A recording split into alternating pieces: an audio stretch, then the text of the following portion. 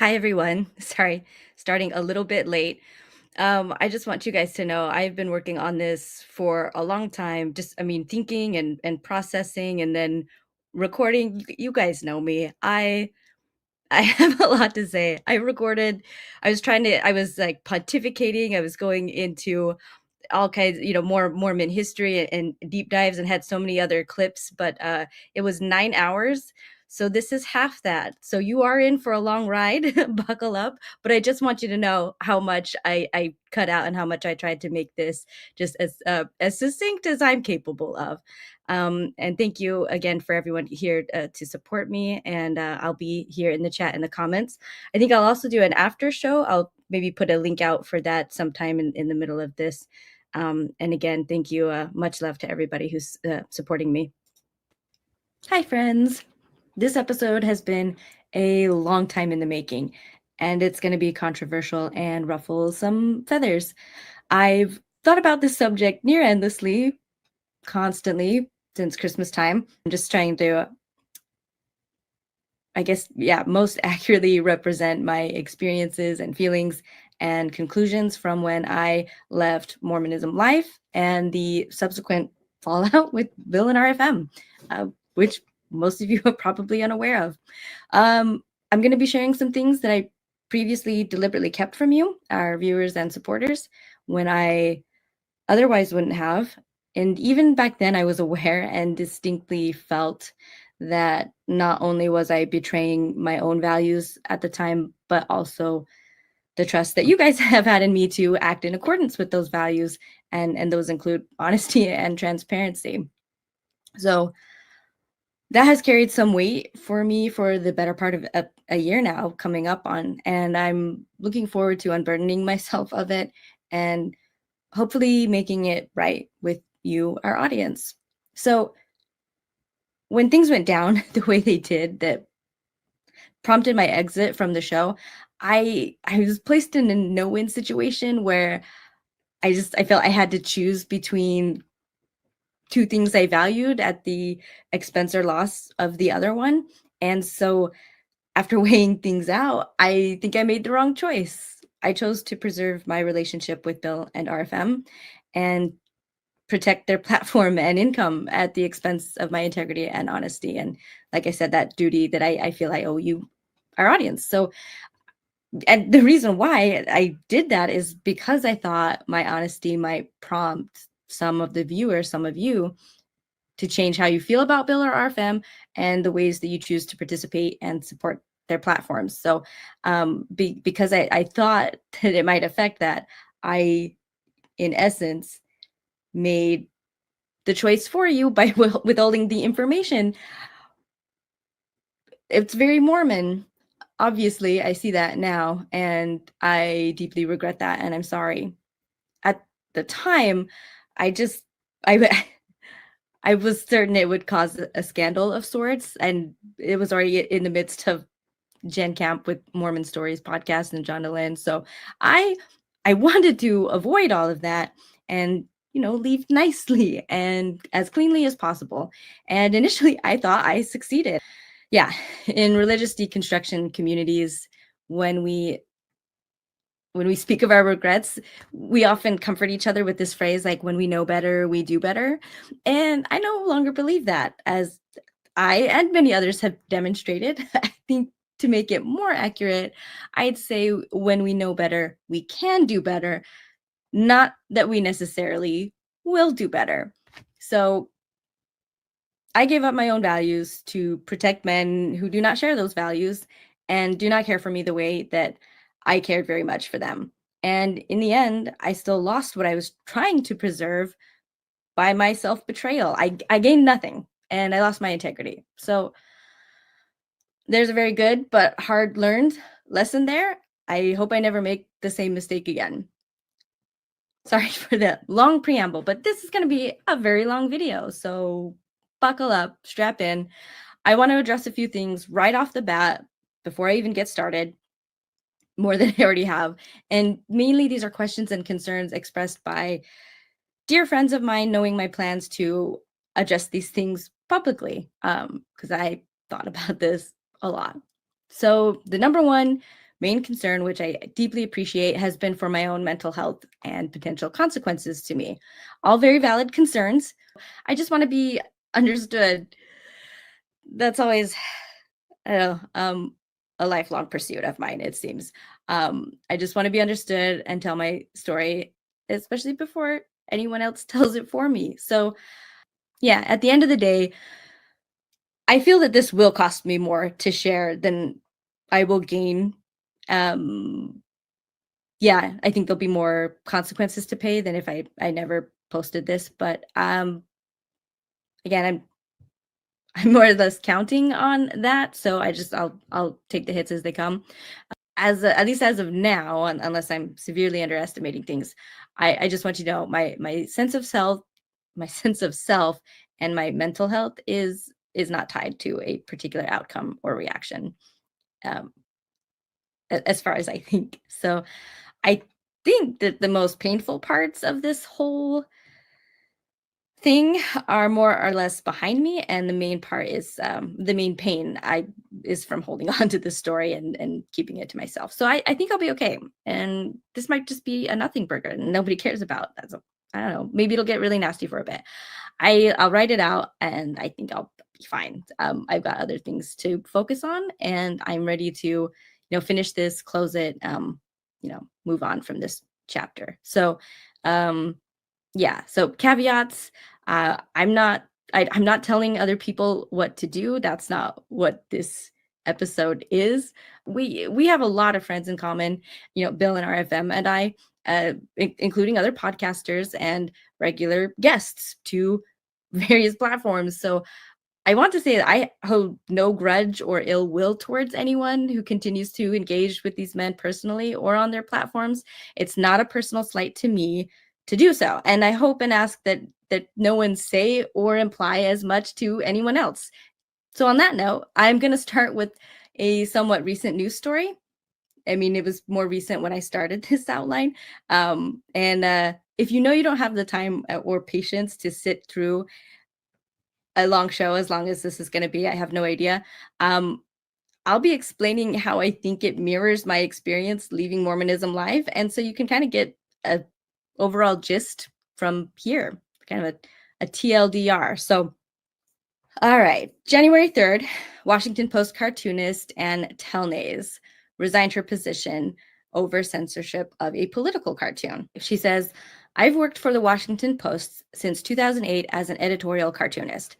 I have had editorial feedback and productive conversations and some differences about cartoons I've submitted for publication, but in all that time, I've never had a cartoon killed because of who or what I chose to aim my pen at until now. I'm going to pause there because I'm already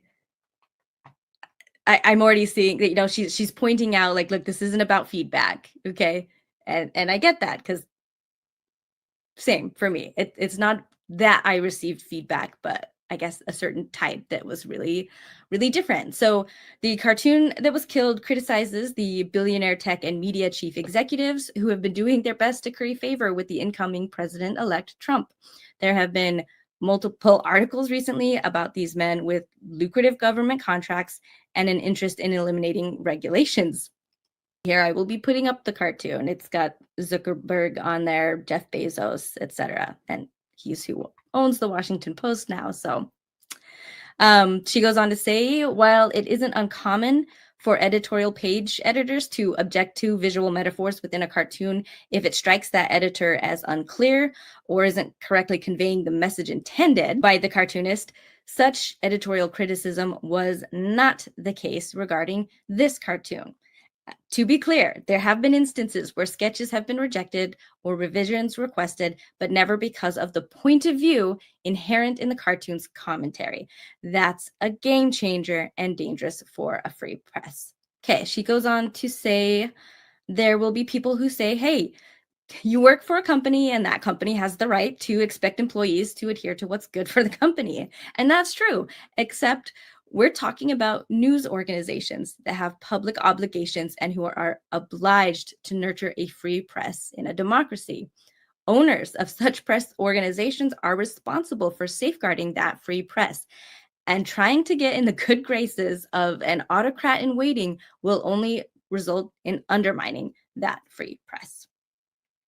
As an editorial cartoonist, my job is to hold powerful people and institutions accountable. For the first time, my editor prevented me from doing that critical job, so I have decided to leave the Post. She says, I doubt my decision will cause much of a stir. It'll probably be dismissed because I'm just a cartoonist, but I will not stop holding truth to power through my cartooning because, as they say, democracy dies in darkness. And thank you for reading this. Okay, so there are a lot of similarities, and with her, I know that after I share what I'm going to, this will be like people will say something similar, like, "Look, you worked for them." So, it's their show. They have the similar expectations. They have the ability to decide and dictate. And like Anne Telnaes, I would agree for the most part, but similarly to Anne, what happened to us was a change that went against what our jobs were in the first place. We were both censured from doing an important, like, foundational part of our jobs, or at least that's how I saw it. And because our employers chose financial benefits at the expense of integrity and purpose. Up until certain events went down, I considered Mormonism Live a good journalistic voice in the Exmosphere. From deep dives, getting into like to the just bottom and nitty gritty of historical and doctrinal questions, to coverage of modern events and interviews with people to cover real life stories and consequences of just all of it, all these things, past and present. And to me, anyway, one of the most valuable parts of that show, like the parts that really got me going and most excited to watch or participate in, were when Bill and RFM, and occasionally myself, were holding people and institutions accountable for the harm they cause, right? And again, not just in the past, but today, right now, things that are still hurting members and our families and communities. So for some context, like, why did I join the show in the first place? What did I bring to the show? Initially, it was just some tech support and like the software we used, for the call-in studio and modding and other, behind the scenes work, sometimes some research to make the show easier for Bill and RFM to run. And especially in the early episodes of the show, it was kind of all on Bill, like to do all this work. So he was really distracted. And, there were times in some of those episodes that he's obviously not present when RFM is presenting something, and it is to the detriment of the show and the overall flow of the conversation. So when I joined and I started doing more behind the scenes, honestly, that was the best part to me, was seeing this kind of increased camaraderie and flow back and forth between Bill and RFM. So that I really liked that. But very quickly, Bill and RFM and the audience overall came to request and appreciate my contributions to the show material. And I thought I brought similar energy and values regarding intellectual honesty, integrity, cutting through bullshit, exposing consequences and costs of our belief and participation and membership in Mormonism, just all of it. And like I said, trying to hold people accountable. So I brought my life experiences, including travels, my degree in cultural anthropology from BYU's Hawaii campus, and also my mission experiences. I am, or I was, a pretty decent scriptorian. I was familiar with a lot of talks and doctrines of the church. And I also had my study abroad experience at the Jerusalem Center, so that has also informed my worldviews. Admittedly, very weak in apologetics and controversial history compared to Bill and RFM, with their many decades of that. I did not, because I was staying away from that as much as possible. So, but what I uniquely brought to the table, I think, was, obviously a female perspective, also a born and bred perspective, because Bill and RFM are both converts. And I guess I could throw in a new generational one as a millennial, an old millennial, but a millennial nonetheless. So, obviously the biggest side, I think, was the feminine stuff. due to the entrenched patriarchy and just gender binary in the church. Just the female Mormon experience is night and day different than that of men, I'm convinced. As far as I can tell, both Bill and RFM appreciated me bringing that perspective, and they actively encouraged it. And even on the show, if I popped up to share something, RFM was always really, really good to make sure that I got a chance to say whatever it is that I popped up for. And I love that. RFM helped me gain a lot of confidence, both on screen and off screen. So, I mean, I popped up for all kinds of things like historical, scriptural, scholarly stuff, and current events, interviews. But I do think my most frequent and favorite topics, I'll say, are around autonomy and agency and consent, because there's just so much, again, of the Mormon woman experience.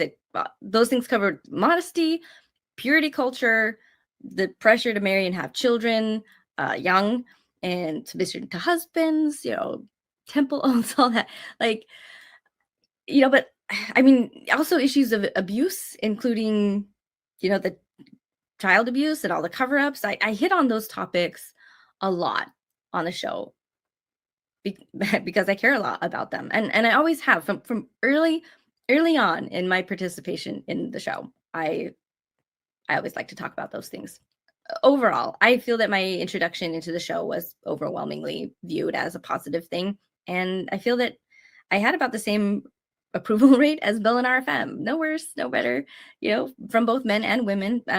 Men appreciated hearing a new perspective that they hadn't considered or seen when they were in before. And of course, a lot of women especially appreciated what I had to share. And yeah, a lot would leave comments that I represented their experience well, and that they liked that. So yeah. Women's voices are important, and they're needed in Mormonism, but also obviously in this sphere. So yeah, I think it should be obvious because we're not allowed to in the church. So in the church, the men speak both at us and for us. And the only times we're allowed a voice is when we uphold and platform the brethren. Period.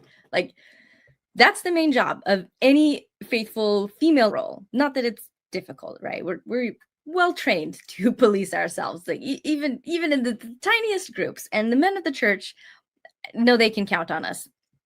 When asked. And Ward Radio does this when they bring on their wives, or even do just like an all women's panel.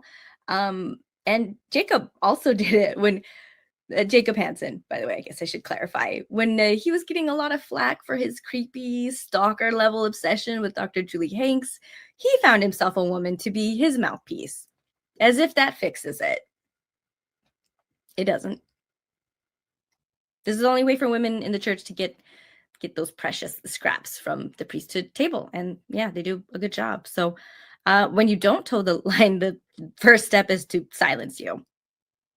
Make you an outcast, make you a pariah. Back to Jacob Hansen, like, why is he so freakishly obsessed with Dr. Julie Hanks?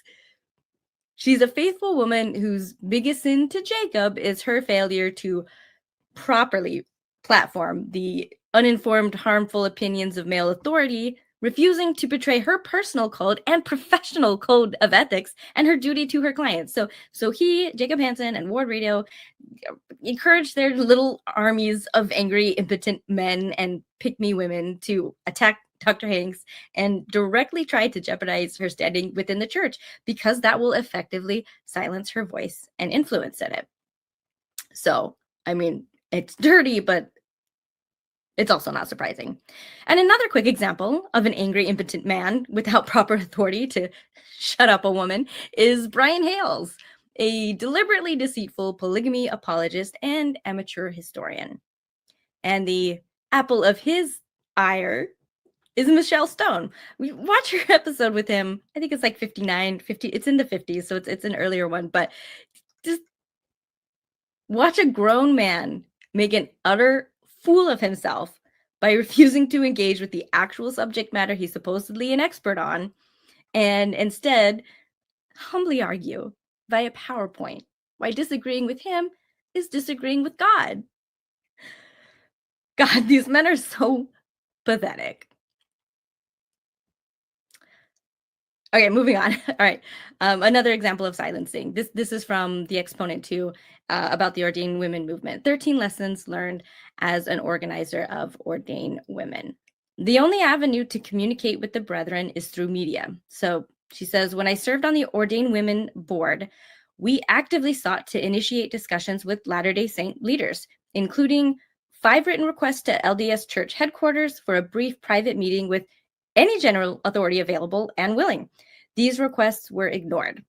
A source at church headquarters later informed me that a general authority had implemented a silent treatment policy against any ordained woman leader, which began almost at its inception. As such, we found that the best way to communicate with church leaders was through the media, and our only way of knowing their response was through PR statements. I'll be bringing this up later. It'll be relevant. And it goes beyond differences, like just differences of opinion. The men of the church are just as dismissive of our pain. And I mean, I'm a little behind right now. Jared Halverson is currently stepping in it like Wilcox did a couple years ago. And it's just like yet another example of just showing how little they care and how condescending they can be when they try to pretend that they care. Anyway, of course we internalize this as women. It reveals under the surface, I guess, this inability to trust women or even see them as agents, like literally capable of thinking and fact acting and feeling for ourselves. We don't need to be told every little thing. And I'm tired of being treated as if like we can't know what's best for us and what we want for ourselves. Like we have to be told. So these biases are hidden from ourselves, but like they come out in behavior and speech, and it just takes some education sometimes to start to, recognize when you see it in yourself and work to root it out. So that was a bit of a tangent, but I just I wanted to point that all out to say, like, whenever Bill and RFM had me on, there was no like particular agenda or constraints for me to stay within when speaking my mind and to my own and other women's experiences. And that's a huge difference compared to the church.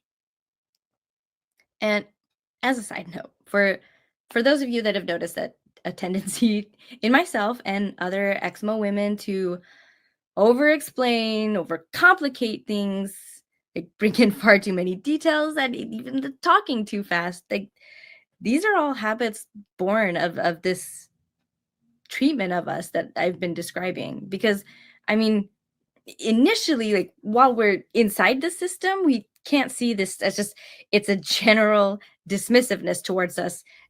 It's just the sexism that it is. Like just men ignoring what women have to say, like on by default. So I know I'm not the only one to think that or to have thought at the time when because you feel it, you know it's happening. Again, you just don't realize it's systemic. So I know I'm not the only one to kind of turn that inside and make it a fault of my own, like that men don't listen to me not because I'm in a very sexist system and their voices are just automatically prioritized over mine, but I'm not communicating well, or well enough, or maybe like the broadcasting, maybe I'm not serving and loving men enough to earn basic decency and the right to be listened to. So anyway, over time, that translates to the fast talking and the over explaining. It's part of trying to figure out how to be heard, and it's difficult to undo. So yeah, hence the inevitable length of this episode, where my fears of being misunderstood are higher than usual. So anyway, as I alluded, something happened along the way that kind of disrupted the flow and changed all that. So what happened? I think it'll be helpful to bring up an analogy. My metaphor here is the progressive bishop. It's quite fitting. So having a progressive bishop kind of has this effect on us of making us feel like the church is getting better. And these men who are treating us kindly and as capable women and who are trusting us, like it gives us a false sense that there's some equality there. But inevitably, almost always, there's a limit, like a glass ceiling, if you will, and we'll hit it. Right? Like sometimes it comes up like from higher up the chain, like that general authority who was offended at seeing female leadership seated up on the stand at church, like when he visited wards in California, right?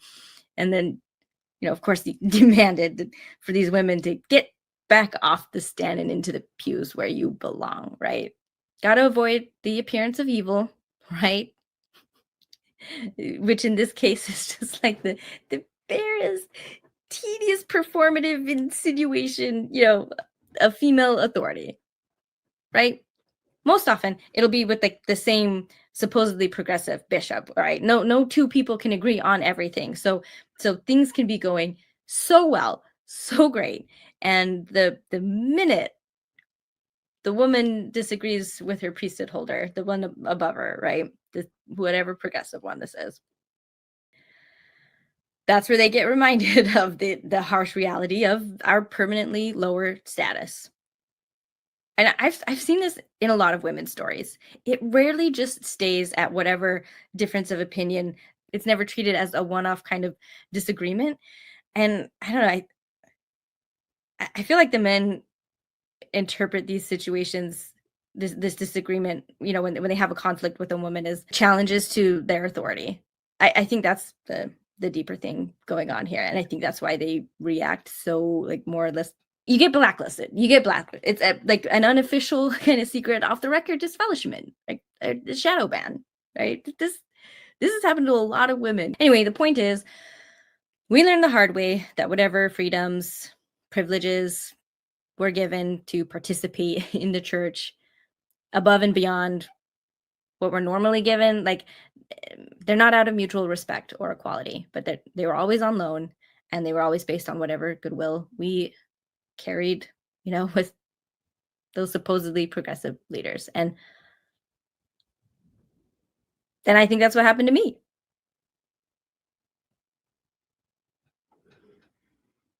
Because Bill and RFM are very outwardly and privately encouraging, I made the mistake of thinking it was coming from a place of equality and mutual respect and friendship, frankly. And the bar to hit to lose those privileges and my relationships with them was higher than the typical Mormon man, but it was there and I did hit it. And I mean, it was still really low. Like it's higher than normal, but at the end of the day, I think it was still a very low bar. So there's something really important to understand, right? For the whole rest of just everything. The issue that started it all is the issue of reproductive rights. So even to people deconstructing from religion, this idea of pro-choice versus pro-life can be one of the last issues to be re-examined and reconsidered, if at all. And I know this can be a very loaded and confusing topic for a lot of people, but yeah, it's critical to this show to understand where I'm at on the issue, because it informs everything that I think and all my thoughts, all my feelings, and all my decisions that I will be going over here soon. So I'm going to give a quick rundown of my stance on the issue. I think the majority of my audience understands things similarly as myself, okay? But if you won't agree with things I'm about to say, then this is for you, because these are things it might have gone over your head. So reproductive rights 101. On the surface, it seems to revolve around the idea of elective abortions, right? The ability of a person who is pregnant to choose to end that pregnancy. Do we allow it? Or do we criminalize it? Is it healthcare? Or is it murder? Right? But that's not what's actually at the center of this issue. It's an important one, but it's not the center, right? this touches like so many aspects of society and all women, not just pregnant women, or women who can become pregnant and want to or don't want to. Like, it's all women. This has far-reaching effects. So there's two ideological camps here, okay? And which one you're in, it all comes down to how you answer a single question. Are women human beings, or are women objects? That's literally it. That's the heart of this issue. Okay. Are human rights or state rights? It's people or property. Is it my body, my choice, or your body, my choice? If you think women are human beings and deserve to control their own bodies and make their own life decisions because it benefits both them and society as a whole the most, and you recognize that without it, women are dehumanized and violated and subjugated and otherwise greatly harmed, then you align with the pro-choice movement, as I do. Clearly. Yeah. But if you view women as objects to be controlled by others, including politicians for purposes of forced reproduction under the guise of states' rights, and if you like deluding yourself that you're really out here saving babies, then you align with the very poorly named pro-life movement, whose only shred of humanity lies in that deceptive label. Look, like, both movements claim to promote similar values. Like, they'll both claim they're saving lives, protecting women, protecting children, honoring motherhood and parenthood and families. They both will claim that they are interested in providing the safest sexual and reproductive health care, all of that. So, like, they're so opposed ideology. That's why the real observations, okay, and results matter over proclamations of belief at the end of the day. Okay, no matter how sincere you are, what are the results and what are the roots of your ideology? So I am firmly, unequivocally, like 100% pro-choice because I value women as people, not property. And this is the movement that accurately reflects that and perpetuates the values that I just listed. The so-called pro-life movement, on the other hand, treats women as property. And typical for dehumanizing ideologies, like all the rest of them, it's deeply rooted in racism and misogyny. All right, that's that's supported by data. It's fact, right? And they typically, like, pro-life movements, support systems of high control and abuse all the time. So a more accurate label would be pro-forced birth or anti-choice than pro-life. Okay, they they spend a lot of time loudly proclaiming moral high ground, and all while turning a blind eye to the carnage in their wake, because they care more about feeling good than the actual results. There's so many parallels here with the pro-life movement and Mormonism. It's just, I'll have to do, like, I think, a standalone episode on that. So anyway, in the end, just like in Mormonism, their stated claims don't pass scrutiny. So you have to look at behavior and data. So, not to put too fine a point on it, nothing good comes from hateful ideologies, all right? If they have their basis in vilifying, in dehumanizing, and controlling, like, entire groups of people, right? And this one absolutely unequivocally does, nothing good comes from it. Any listeners who identify as pro-life might find my assertion that they see women as property as offensive. Maybe they would play like, hey, I don't believe women are property. I never said that. But guess what? You don't have to know you view women as objects to still believe it and act that way. Our brains' natural wiring makes it really easy to hold contradicting beliefs. It is a universal human behavior. Like, there are literally white supremacists who believe they are not racist. You can find those in Mormonism too. You know, religion that's also really, really sexist, but also adamantly denies that too. So I hope you get what I'm trying to say. Like, I base my accusations on behavior and results, not claims. I prefer to approach the movement for what it is, not for what it purports to be. So one quick strict, like one example real quick, and then we'll move on. This will be good enough for the rest of the episode. Okay. Something else, a pro-lifer, okay, might insist, they might say that we do see women as human beings, and we just see them as equal human beings as whatever is growing inside their uterus. Like they're both human beings, and that's pro-life, right? The problem is, I mean, that falls apart on its own, but especially the moment a woman doesn't want whatever's in her uterus. All right. Once the needs of each are completely opposed and one can only be met at the expense of the other, you're forced into making a definitive choice about that woman, and that will instantly betray what your real values are. So if you genuinely believe in treating women as human beings, you will view that woman's right to control her own body as a very basic and fundamental human right. Therefore, you will say, her decision is hers to make, and it is not my business, nor should it be anyone else's business besides her doctor. Period. Done. Okay, that's the answer. If you go the other route, okay, you are not treating a woman like a human being. If you want to override her will, take control of her body away from her, force her through pregnancy and childbirth that she doesn't want, that is textbook objectification. That's what you're doing when you try to control other people by taking away their choices and options, removing their consent, right? Just disregarding the tremendous pain and suffering that you're willing to heap on another human being and risk their health and their life, forcing them through like a dangerous medical event.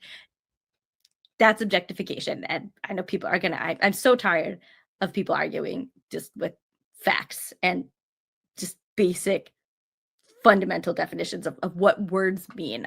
But I know you're going to do it. I know you're going to do it. Like, look, you want to use her body as an object, a reproductive tool, because you don't care what it'll cost her as long as you can use her body to serve your purposes. Okay. Right. So if you're watching this, you think you're pro-life, you think I'm misrepresenting you. I assure you, I am not. You are either lying to yourself about what you really value, or you are ignorantly supporting a movement just diabolically opposed to your real values. So I will grant you that I'm not using your messaging. I will grant that my descriptions are not how you perceive yourself. And I freely admit that the language I use is far from neutral, but that does not mean it's not accurate still, and more accurate, I would say. But that should be enough to help you understand why I care about this issue so much, and especially so passionately. It starts with episode 182, Draining the Swamp of Mormon Apologetics. So RFM, he had invited me over the phone, but he'd also sent in the group like text chat.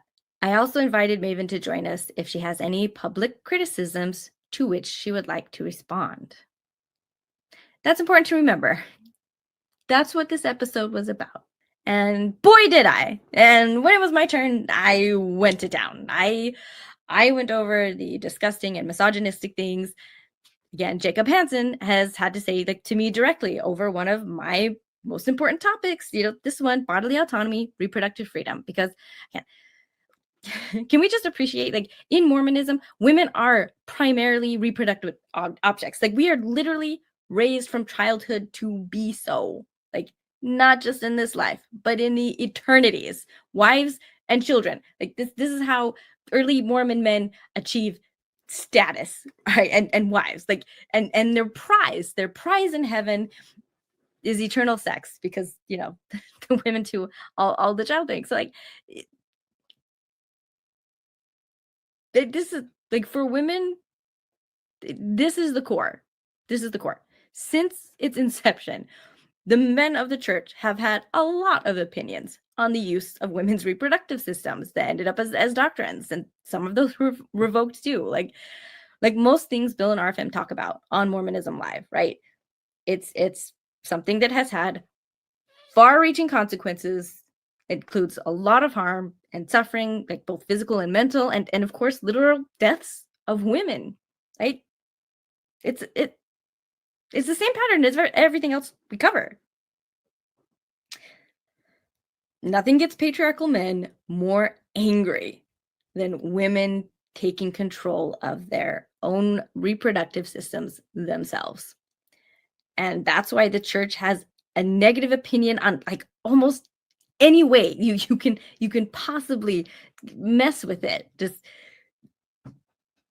whether you choose to delay children, use contraception, have fewer children, space them out more for your physical or mental health, right? Or not having them at all, or having an abortion, or using IVF, or surrogates, or being single and keeping your baby instead of giving it up for adoption, or marrying the baby daddy if you don't want to, or if you do want to. Like it also includes vasectomies. So this is one area where the church will even step on men's reproductive choices for their own body. So, like, this is a very Mormon thing, okay? And yeah, per usual, to me, the format, like for Mormonism Live, I pointed out the behavior. I used lots of examples. I talked about the doctrinal and cultural bases, like causes of this behavior. Like I laid out all this ignorance, all these excuses that they use to justify like continuing to control women reproductively. Like just it's all from outdated, just inhumane religious dogma, and it's unsupported by science and data. I lay it all out, okay? And just like in other episodes of Mormonism Live on similar topics, whenever like there's a social issue, okay, I laid out the real life damage and harm it does. And I did not allow space to deny responsibility or try to avoid accountability for those consequences. Anyway, I was very passionate, but I stand by most of what I said on the show. I think I explained very clearly how all advocacy against a woman's right to her own body leads to all manner of injustices. What were the results? Okay, so how did it go? Like for the most part, I thought it went over well. I was talking fast. I took up a lot more time than I realized. But I did earn, I think, $120 worth of like super chats for the show, and in that span of 40 minutes. So that was good. And like the live chat was on fire, like mostly in support. The comments on that episode too, like underneath, those are also overwhelmingly in support. And someone even made a Reddit post about how much they loved it. And the comments there were also overwhelmingly supportive. Of course, there were detractors. Like they displayed the exact kind of like misogyny, sexism, ignorance that I pointed out. All right. And some people have a tough time listening to things calling them out. One might say the wicked take the truth to be hard.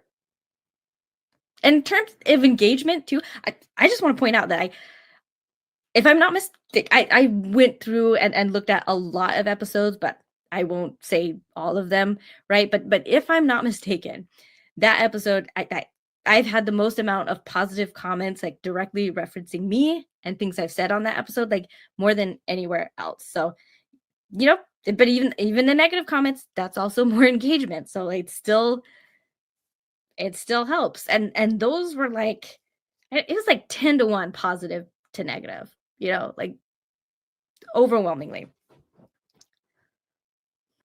All right. Okay. So I get a text from Bill, asking for a phone call. So we had a call and there's feedback. So first we talked about that there's a pretty severe tone shift between like Bill and RFM's segment of the show versus when I came on, right? And that's true. Like that's valid. That's valid. That was not my intention, but again, I was only given a short time and minimal instruction to prepare. But that's valid feedback. Like after the fact, like that's fine. Like and Telnaes, this is normal example of feedback, right?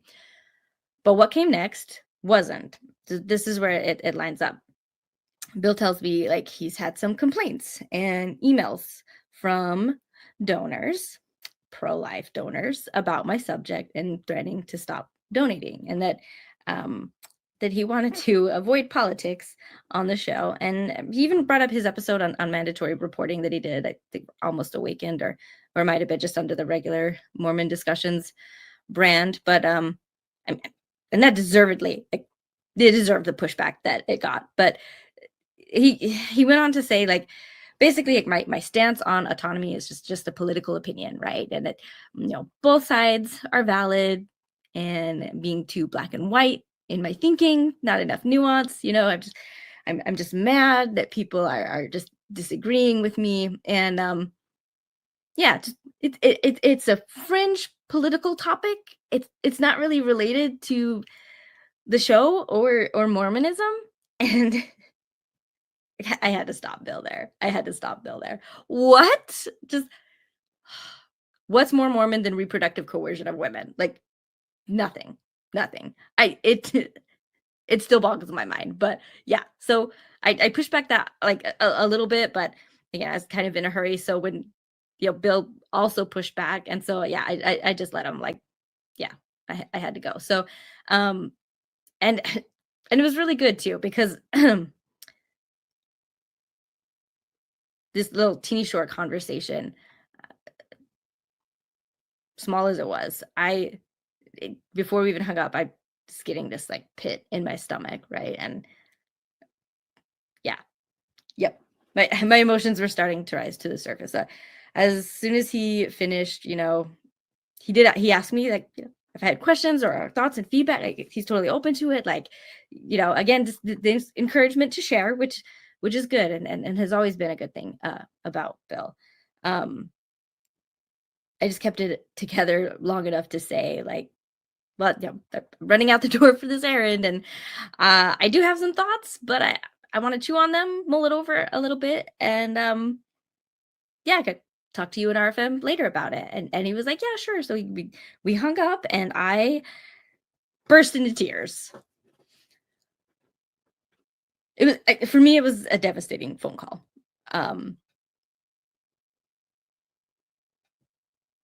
And so, yeah, a couple days later, I sent Bill a text, just asking more about the feedback. He's talking about the feedback, and because I had checked again, I'd gone back and, like, was looking through the live chat and the comments on the video, again, like 10-1.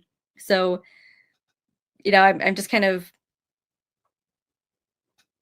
having trouble seeing, like, what's so different about this time and this issue than any other similar issue on a similar episode. So he did forward a few emails, and encouraged me to read the comments on the show, which again, I already had. Like, yeah, I see there's negative comments, but, like, they happen. We get them. Like, I'm just vastly outnumbered by the positive ones. So before I go further, I want to address, like, briefly, as I'm capable, um, this issue of, quote unquote, politics, right?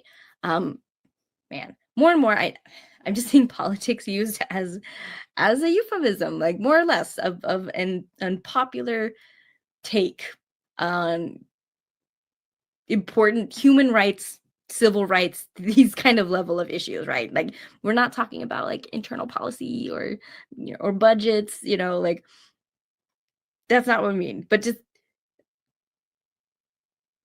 like, to all the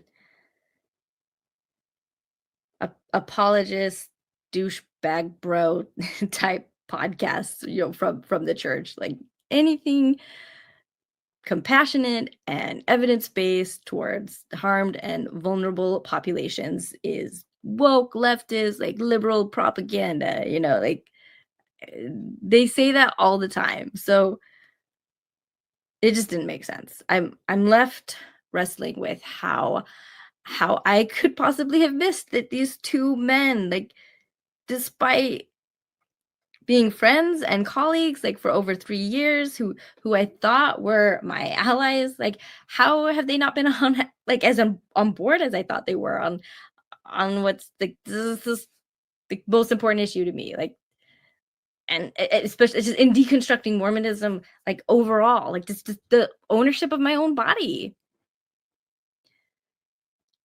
I want to remind viewers that what I've said on air about this is nothing compared to the many conversations I've had with Bill and RFM, like behind the scenes. All right. They knew about the death of my extended family member when my own sister-in-law was 14 weeks along of her own high-risk pregnancy, right? And how that affected my mental health, that, what my concern for her until my niece was born. And especially when the Dobbs decision happened, the Supreme Court decision that reversed Roe v. Wade.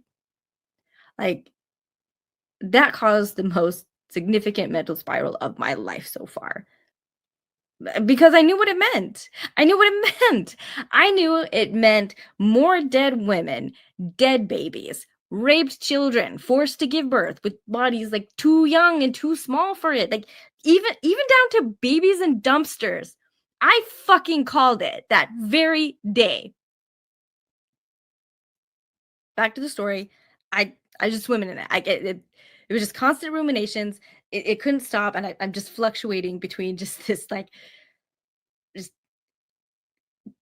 soul deep despair and hopelessness on one end of the spectrum. And then I would like, get over to this like white hot rage at the injustice and the cruelty of what was about to happen to the women in this nation. And I didn't sleep for nearly 4 days, like except for really short fitful naps, because like, I just couldn't.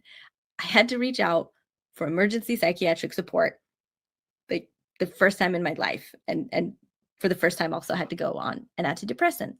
This broke me. And I'm not the only one. And this isn't just an extreme reaction. Like this was a big deal. And look, I'm on birth control. I was back then too, and I'm not sexually active. But even I couldn't feel safe in my own body anymore. I I could choose to have sex in the future. There's nothing wrong with that. Probably won't, but most likely, if I did have sex, it would be forced. It would be forced, and birth control doesn't always work. So like not even I could feel safe here. So like one of the decisions I made to make sure that I took back at least some of this control that I felt was taken from me. I scheduled myself for a consult for sterilization, and by the end of that year, I had my tubes removed.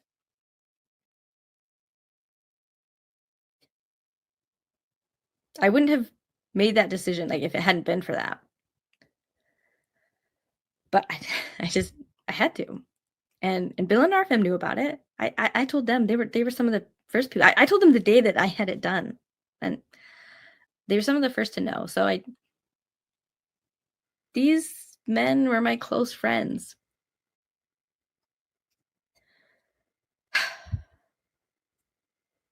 RFM in particular, he made a lot of time for me and like, called me regularly, especially in the beginning, like just to chat. Like, yeah, top three best friends for me for sure at that time.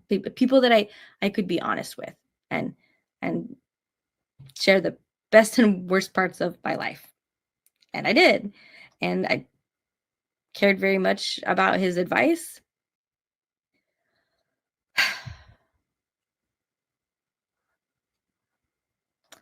They just they both meant a lot to me at this time. They were everything. And um I I feel like I have the most in common, like personality wise, with RFM, but there's plenty of ways that we're different. I relied on him as a sanity check a lot of times outside of typical echo chambers, especially politically. I was willing to listen to the other side from him more than I would from most folks because I trusted him. And Bill was a bit more reserved, like on phone calls and things, but we still had good camaraderie. I felt when we did have phone calls and especially in text, right? And on and off the show, right? They were both great. They encouraged my personal growth and my participation on the show. So like it was truly a shock to me to like be having this conversation now. Going back to this phone call with just Bill, right? And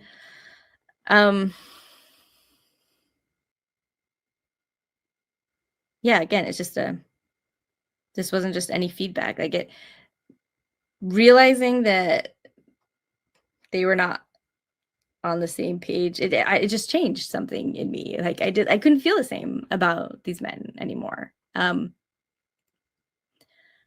still loved them. I still considered them friends, but the illusion that they considered me as an equal was shattered, and I knew they weren't really my allies anymore. Like if they had been, I still don't know. I still don't know if they were like more or less like allies before, and the emails and the threats of donations being pulled like switched them over, or I don't know. They never were.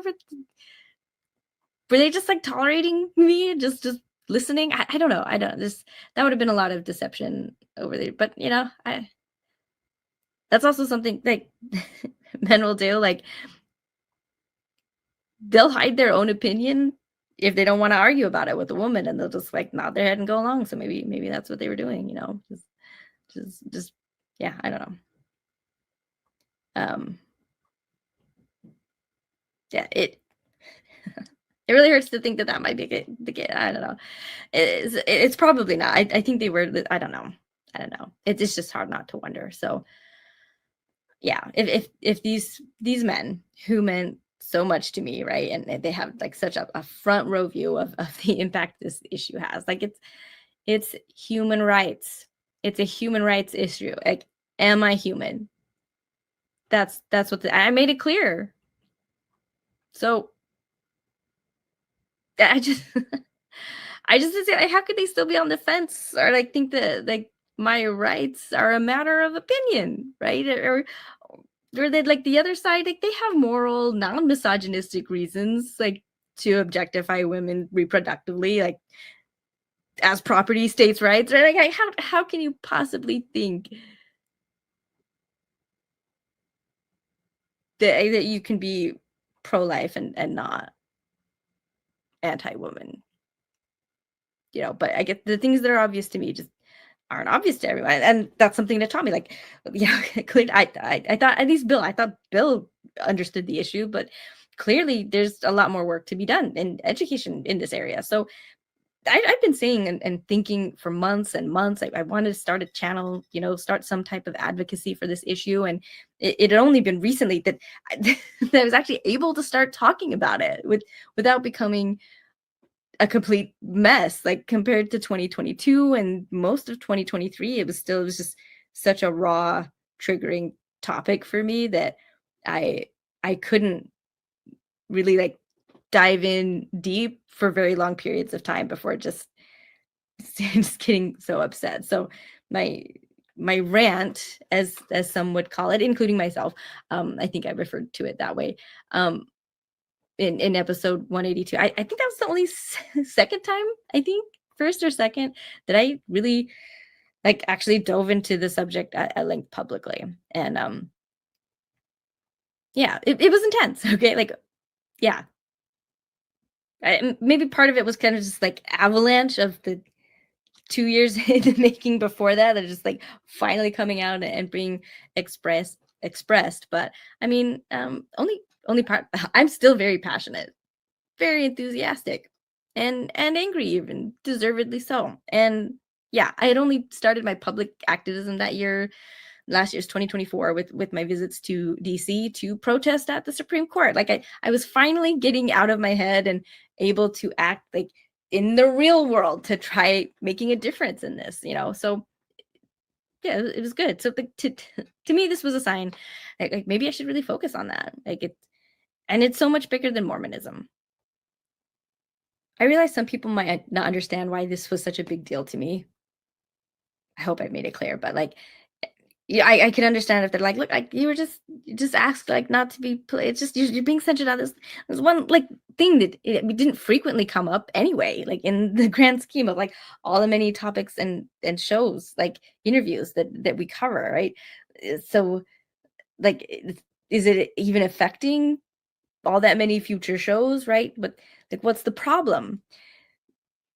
'Cause the problem is that the ways that the church violates bodily autonomy, right? And objectifies women sexually and reproductively, like they are all related and they're all overlapping. Like none of these issues, not even abortion specifically, are their own separate island. And even if it was, I shouldn't have been prevented or disallowed to speak on it when it is relevant to a show topic. And it's relevant to way more topics, I think, than Bill or RFM have enough knowledge to even appreciate.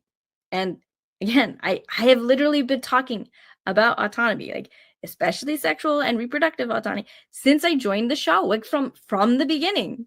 Like maybe not as strongly as I did in 182, but it's always been there. Reproductive coercion is an integral core issue at the center of all Mormon doctrines, like all its policies around sex and gender and marriage and just motherhood, just every single aspect of control. This church just exerts over women. Like it comes down to this. Like it doesn't have to be explicitly stated, but it should be allowed to be. Like all aspects of it. So that's why it's such a big deal. Like Anne, I saw this as an attempt, like this attempt to censor me, like as a sign that it's time to leave, or at least I was 95% sure that that's where things were headed. But I had to be sure. I had to be sure. So after some time to like collect my thoughts, I arranged the other call like I had promised to Bill, but this time with Bill and RFM. It was June 23rd. Like yeah, it was towards the end of the month. It was still right before my last show. So and anyway, I just what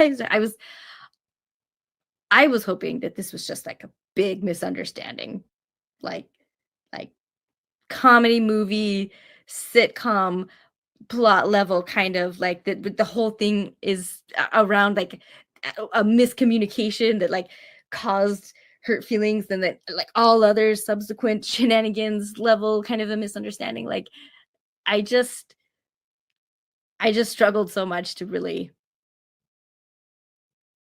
understand like how this happened. I didn't get it. I didn't get it. Um okay. So for this next part, I'm gonna talk about the phone call. I guess my resignation phone call, the phone call with Bill and RFM. Um you know me.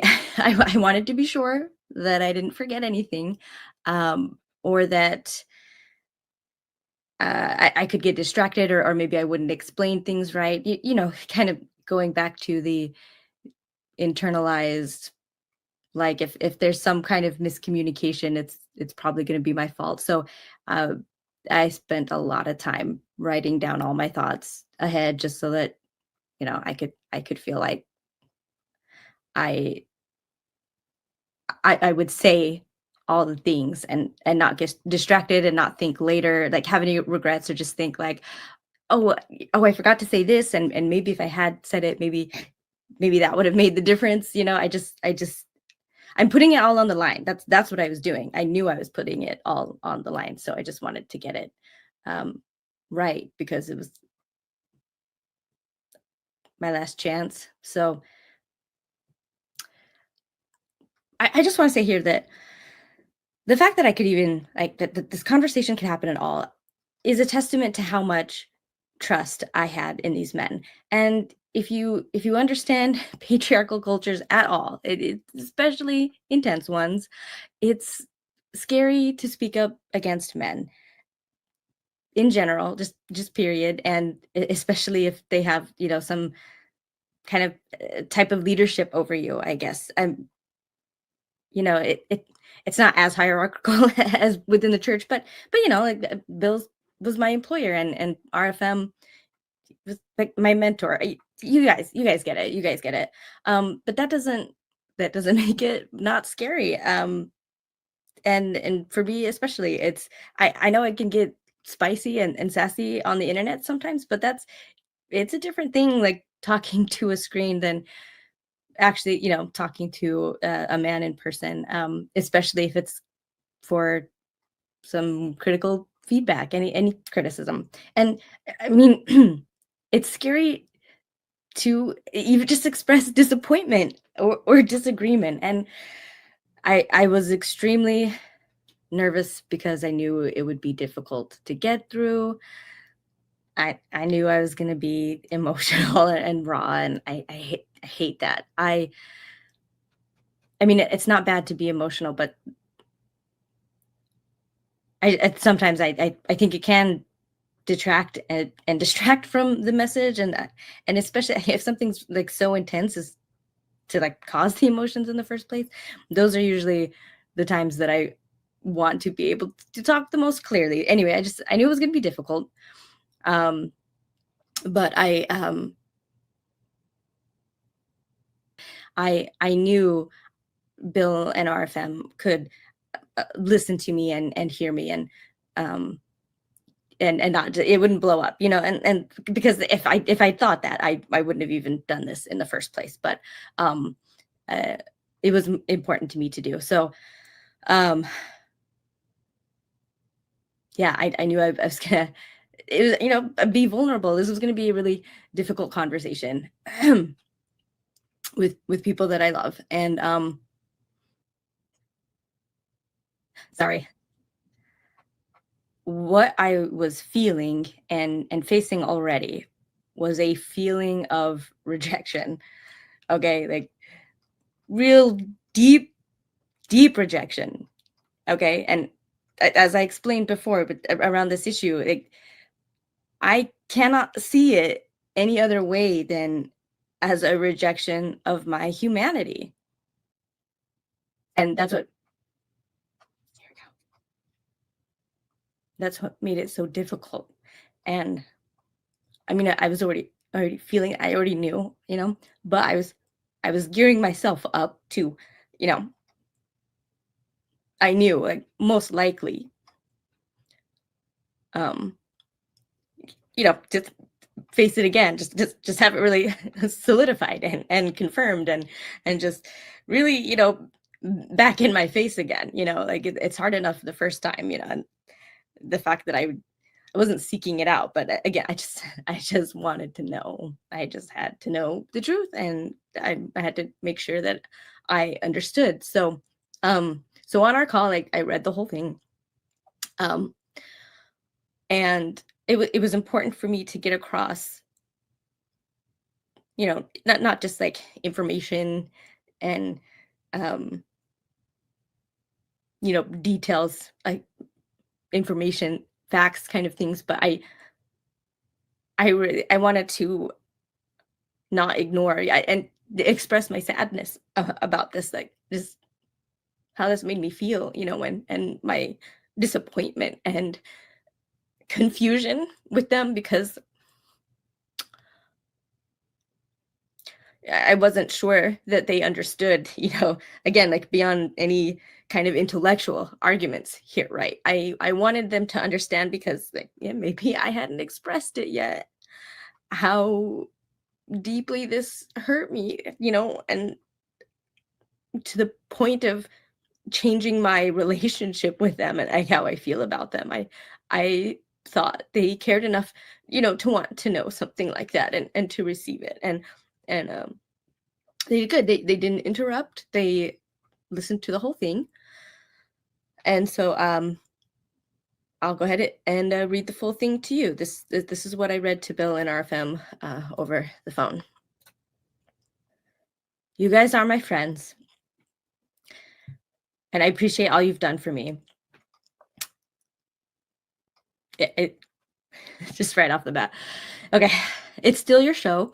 Always has been. All decisions about what happens on the show are up to you guys and what you want. And I agree with your feedback, Bill, that it would have been better to run my segment by you guys. I think this is the first time there was a big issue with what I shared, though. So I kind of chalked that up to experience, and now we know. And I also agree on the tone shift.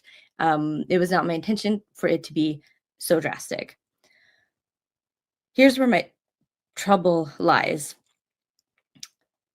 I think both of you aren't being fully transparent with me anymore. And I'm just sharing that, not of feeling entitlement to what may be withheld, like, from me, but the idea of it just feels unsettling to me, and it feels like a shift in the relationship coming from your side. Bill, you told me that you were wanting to keep things politically neutral from here on out so as to not alienate your audience. And you mentioned the episode you did about mandatory reporting, etc. And I can grant that there's truth to that, but I'm going to call BS on that being the real reason. Or, like, hey, it's just as much for me as it is for you. Like, this conversation, it's about me. It's about the Draining the Swamp episode. It's about reproductive rights. And this is the huge disconnect for me because, I mean, even without getting quote unquote political, the nature of our work is always controversial. It's why you have haters like Ward Radio and others. The channel exists because Mormonism is so corrupt and unhealthy and dishonest and greedy, and it has real consequences for individuals, families, and the broader community. Being whistleblowers and truth tellers is always controversial, but it's the right thing to do.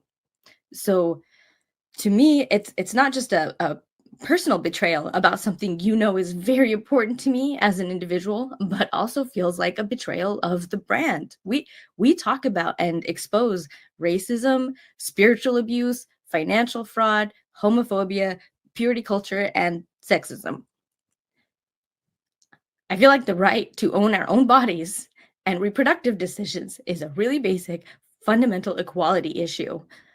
So to say, I'm profoundly disappointed that you're more comfortable censoring me to pander to people who support and are responsible for stripping me of those rights is an understatement.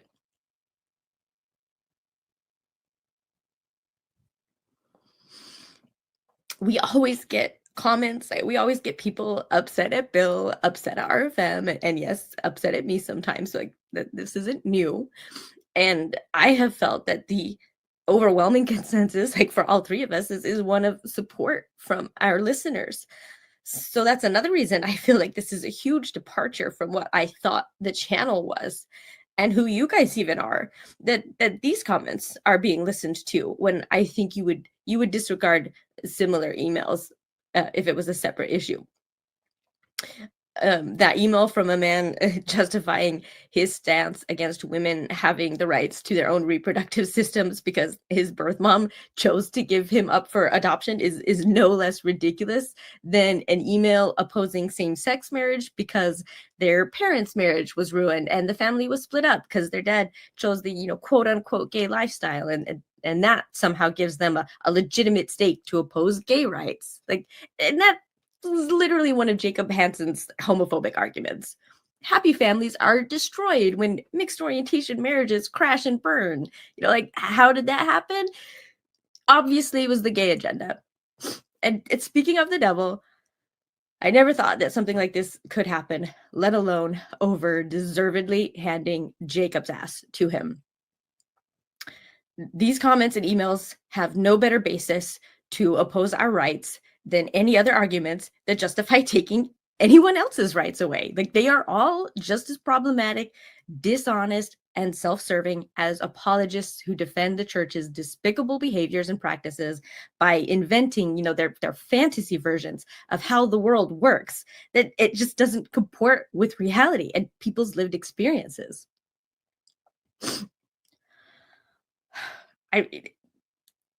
This is another big picture example.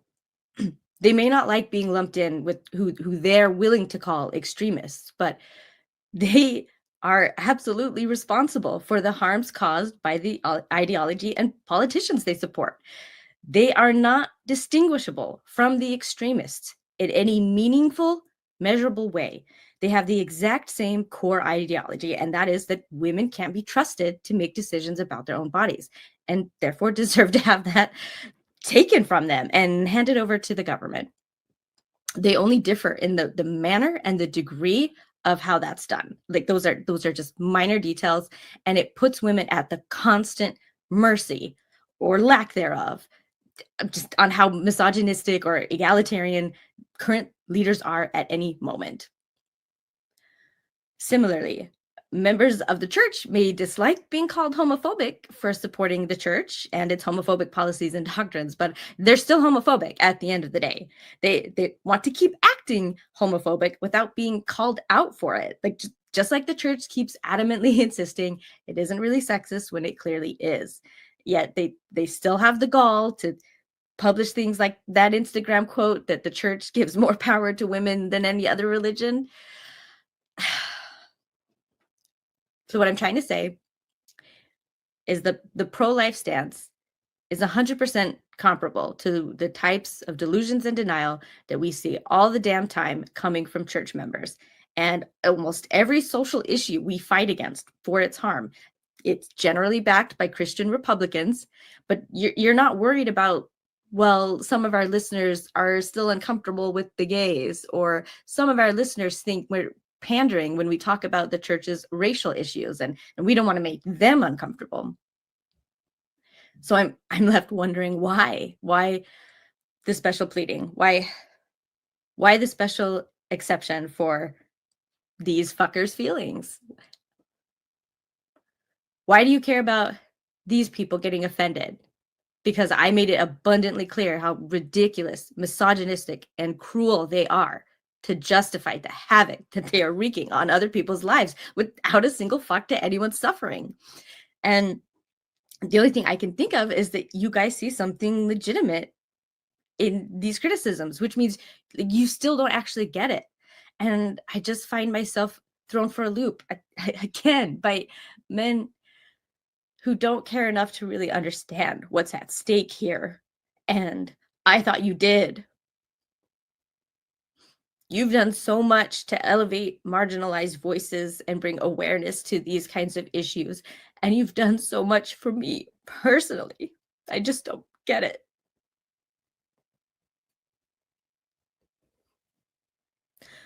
I don't understand how this is a blind spot for you. And I'm extremely hurt and disappointed. I feel like this is my Matthew Gong moment. Bill, you told me you agree with my position and support me in this, but to me, it's saying, yes, we can take a picture together, but don't post it publicly. I wouldn't want people to get the wrong idea on what I stand for and support.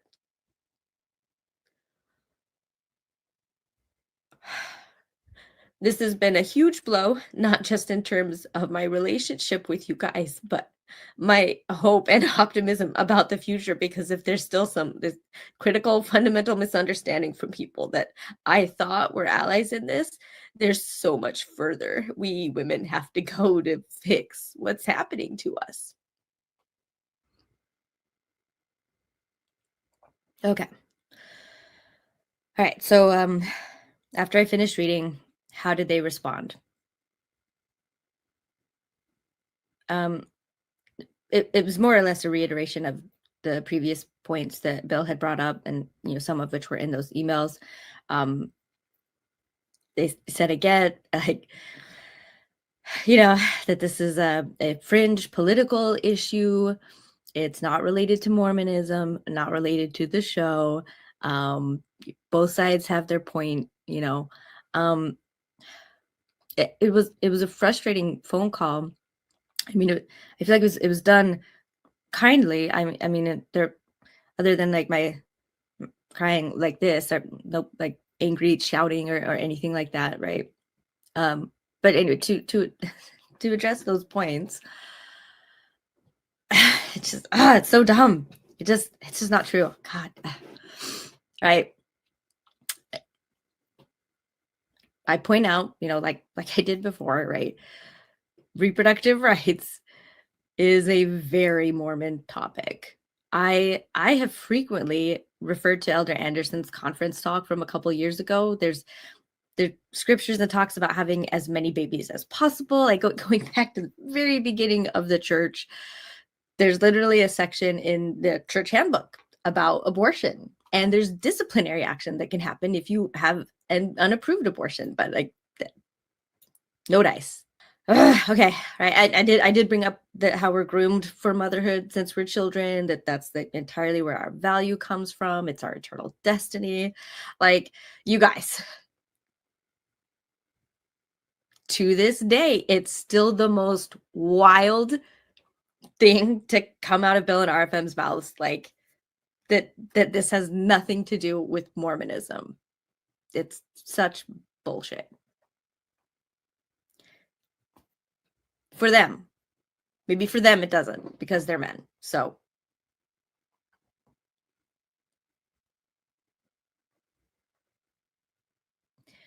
and it's men experiences and opinions that matter more. So, like, why should it matter to them if that's like the main reality for women?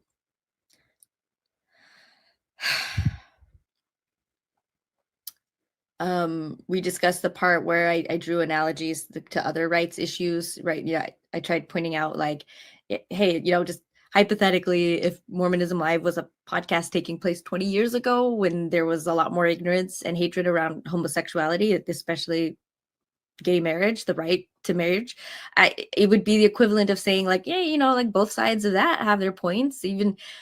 Even if homosexuality is not a choice, there's moral, valid, like, non-homophobic reasons to oppose gay marriage, and gay people in positions of public influence or, around children, like schools and stuff. Like, those were real arguments real people made back then, right? I, People could have said back then, like, this is political, right? Or this is just a difference of opinion, like, both sides, that's fine or new. And I brought up, like, the racism too. If this show took place 60 years ago, like, when we're talking about civil rights and, like, before interracial marriage was legalized, like, there are people who are saying, like, they have legitimate, moral, secular reasons to oppose these things that are totally not based in racism. Like, there's just certain people that we have to control their private lives, like, including their privates. It's just, it's all the same people. It's all the same people that are just so focused on what other people do with their lives and with their bodies, and they don't have a right to, and it just causes problems. And this is no different. Reproductive rights is no different. It's now we're just talking about women's bodies, and do women deserve rights? We're just we're part of this group of lesser humans, lesser beings that greater beings have to control through the law, and to stop them from enjoying the same rights as others that true equality would grant them. But Bill and RFM disagreed. They were like, oh no, those, racism and, gay marriage, those are not both sides issues. Like, those are clearly about civil rights, like, back then and now. So they would definitely, yeah, it's different. Those are civil rights, but not mine, apparently. Not my rights or autonomy. That's Mine are political opinions. And it's not even a human rights issue. This is the both sides kind of a thing. Definitely not a blind spot. Definitely not, like, a cultural blind spot, like those other issues were, like, in their time. Like, no, this is totally different. This is totally different. This is not exactly the same thing happening again. But I don't know, like, given that Bill has recently posted about, both sides about the meeting between Trump and Zelensky defending US collusion with Russia, basically, is, like, on an equal playing field with Ukrainian interests. Like, I don't know. And there's been some other kind of more recent questionable behaviors. So I think there's sufficient evidence, let's say, based on current behavior to maybe take those assertions that they would have been on the right side of, like, those past events, well, we'll take it with a massive grain of salt, maybe. I think they would have been just the same as they're being now for this one, but who knows? Who knows? We'll never know. Um, I I also want to point out there was never anything that I recall really solid, like, about what they were asking me, like, to say or not say, like, what was okay and what was not okay. The entire time they kept their words pretty vague, as I've been using here, like it is an opinion, things aren't black and white, the other side, etc. Like I'm the one that's specifically naming it out. Like we all know we're talking about reproductive rights. And as I mentioned previously, like there is no possible like meaningful place to draw a line. I do that. I'm positive Bill and RFM both then and now have such a slim grasp of the broader topic overall.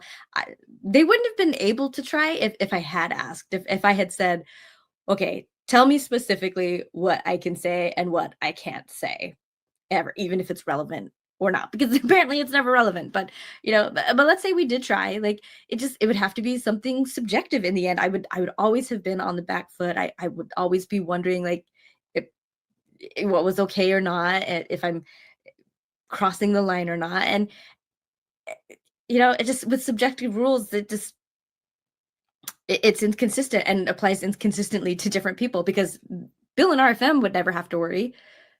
They'll never criticize themselves if they end up saying something at some point in an episode that they might have gotten upset at me for. So yeah, or guests even too, like guests can bring up abortion. I just don't think Bill and RFM or guests could do any better than I could at like navigating a specific, like, you can say this but don't say that.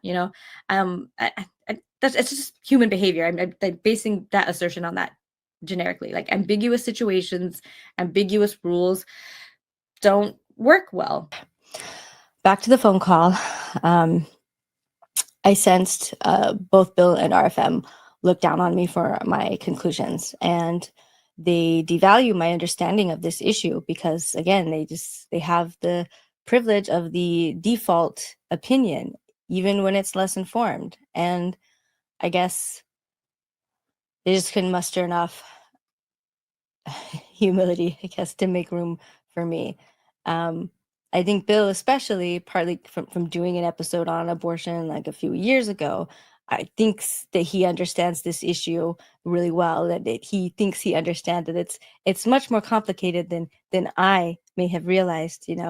Again, especially with his enthusiasm for understanding both sides, right? Just as if I didn't come from the other side.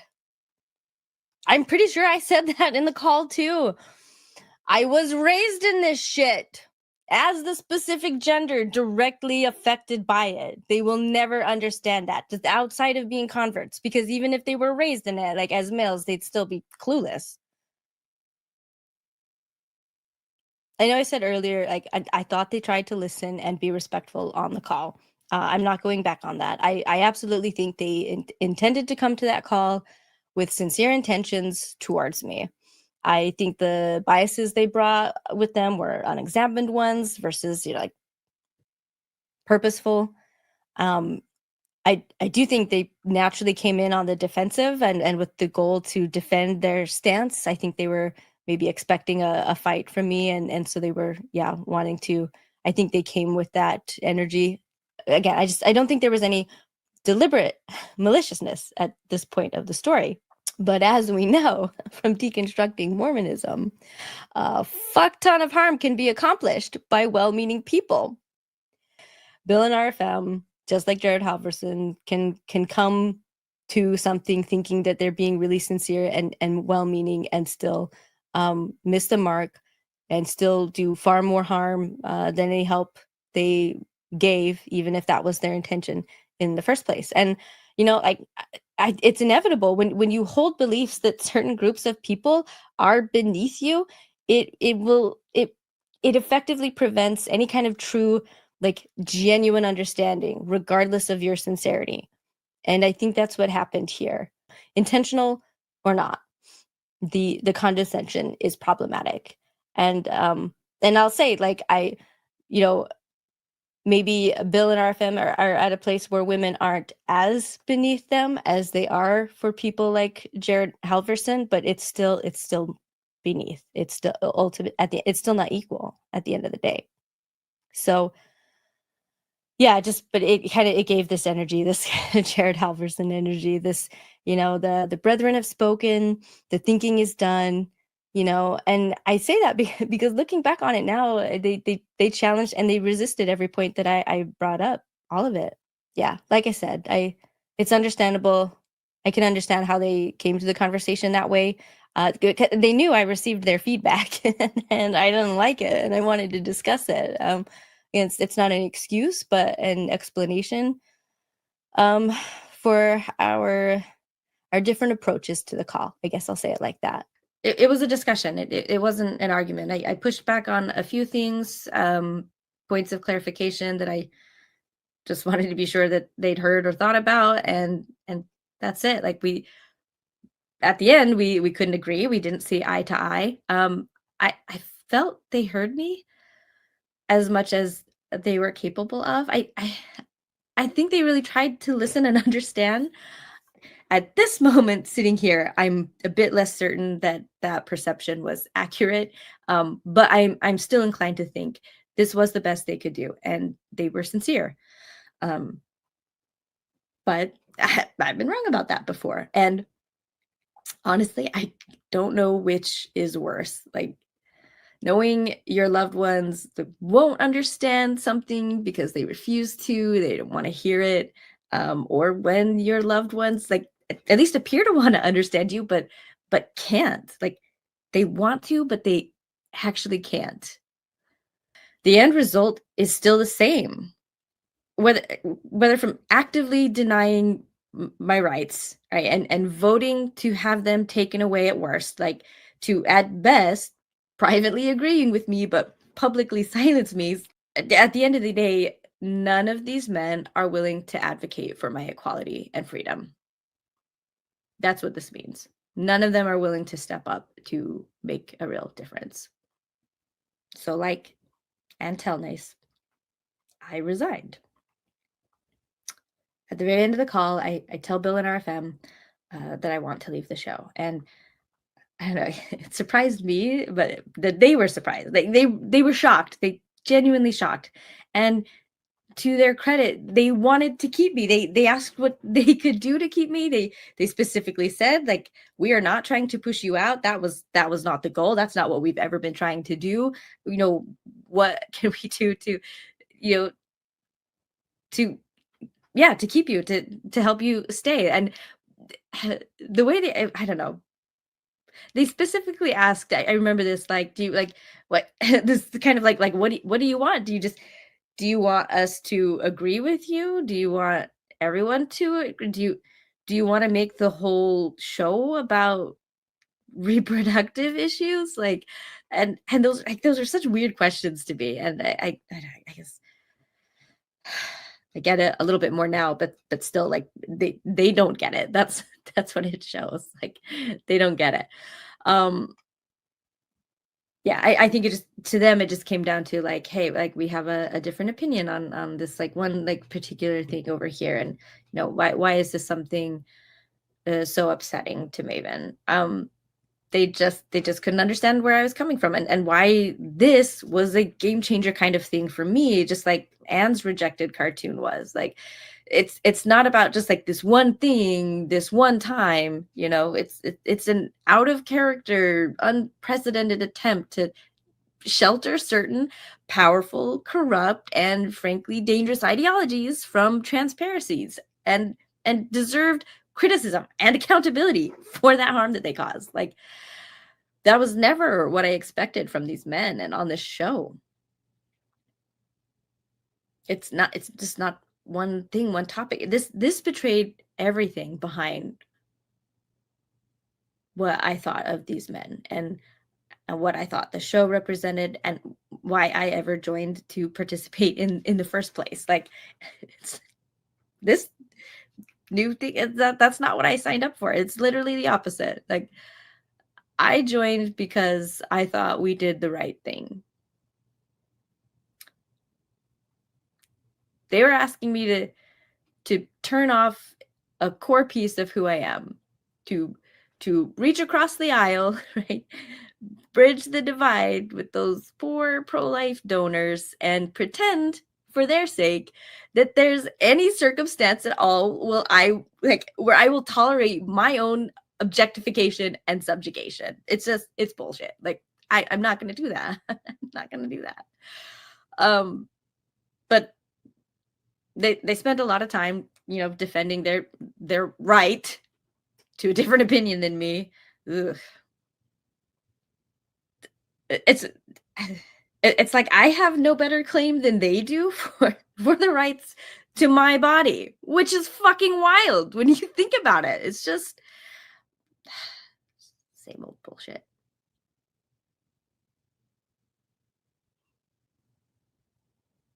Yeah, I mean, of course I wish they agreed with me that I deserve bodily autonomy, like as a human right, as a human being, rather than as a matter of like a fringe political opinions. Like, yeah, of course. But clearly they don't though. So like, no need to pretend like that wouldn't help me.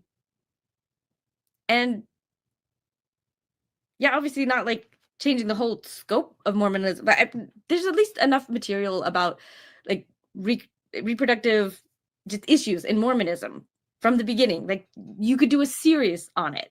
Okay, but I would have loved even one episode on this, touching on the history, right? The doctrines, the changes, the step backs, that the church does, especially like when more and more like complaints and harm comes out. They used to be very strongly opinionated, and they still are, but they've backed off on some things to be like, yeah, this is between you and God now instead of you and us, right?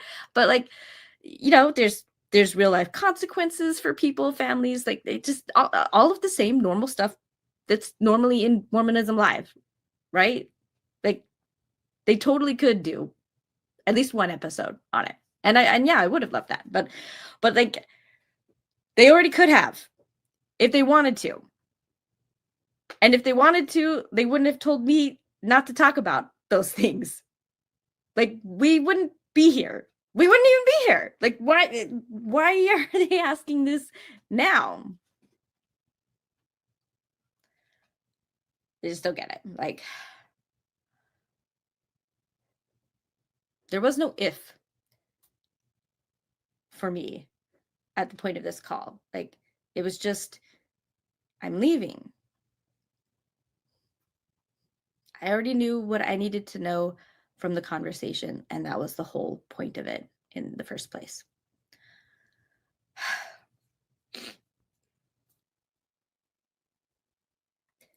So when they realized they couldn't get me to change my mind, or that I didn't come with negotiations, they asked me to at least wait another 24 hours, like to be sure, like before finalizing this decision. Like even I told them on the call that at the beginning I was already 95% sure that I was probably going to leave the show, but there's like, yeah, and I didn't even get to finish my sentence when I started saying that I was 95% sure I was going to leave, because RFM just he like immediately jumped in on it. He was like, good, just hold on to that 5%, Maven, and let's see if we can like work it back from there. And even remembering that, I feel touched that RFM was just so eager to encourage me to stay, so eager to hang some of his own hope on that little 5% possibility left. Like that, and it was very touching to me at the time too. That's why this and everything that follows after like it gets worse. Like it just sucks so bad, and it hurts so much. Anyway, after this burst of enthusiasm from RFM, I had to like, awkwardly kind of go back and finish what I was saying, that this phone call, like by the end of it, it covered that last 5%. Like it was the final 5%, the last straw. And I was 100% at that point that leaving was the right decision for me.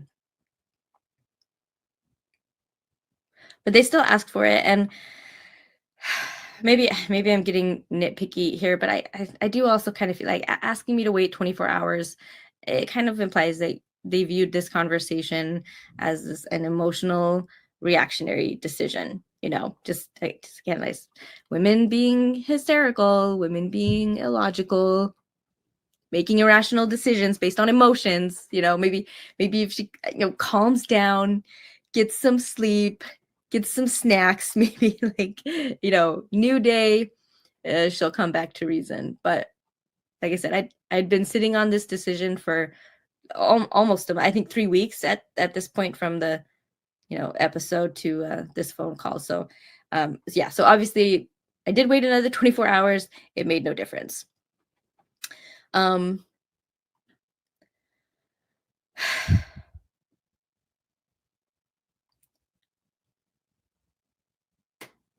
I feel like the phone call it was a bittersweet kind of wrap up. Like, Bill, kind of affirmed with me, like, he mostly agreed with my side, while defending the other side. He just, I don't know, I'm on your side, but I just don't want to publicly appear that way. He didn't say it like that, but and RFM said that I moved him from pro-life to neutral. Again, in retrospect, I don't know exactly what that means. That could be, there's so much that could mean anything. I don't know where he lands. But it meant a lot to me to hear that I at least had some influence on somebody, some effect and ability to. I mean, clearly not enough, but to do something. So I felt that these words from Bill and RFM were a very precious gift to pass on to me before the end. So after that, it was just like logistical things. I did tell them, like, I'd be happy to fill in as co-host from time to time, like I used to do when one of them couldn't make a show, or to feel free to invite me back as a guest for any subjects they want my particular input on, especially around women in the church. Like, I'd said I would be happy to do that. Like, and I'd still be watching this show. I'd be joining in as a viewer and in the live chat as much as I'm able, and maybe even like call in at the end of the show, or drop in from time to time. Like, I had thoughts about jumping on Mormonism After Dark, but once that got started, just pop up, say hi, familiar face, whatever. Like, I thought our audience would love it if I showed up again there. Now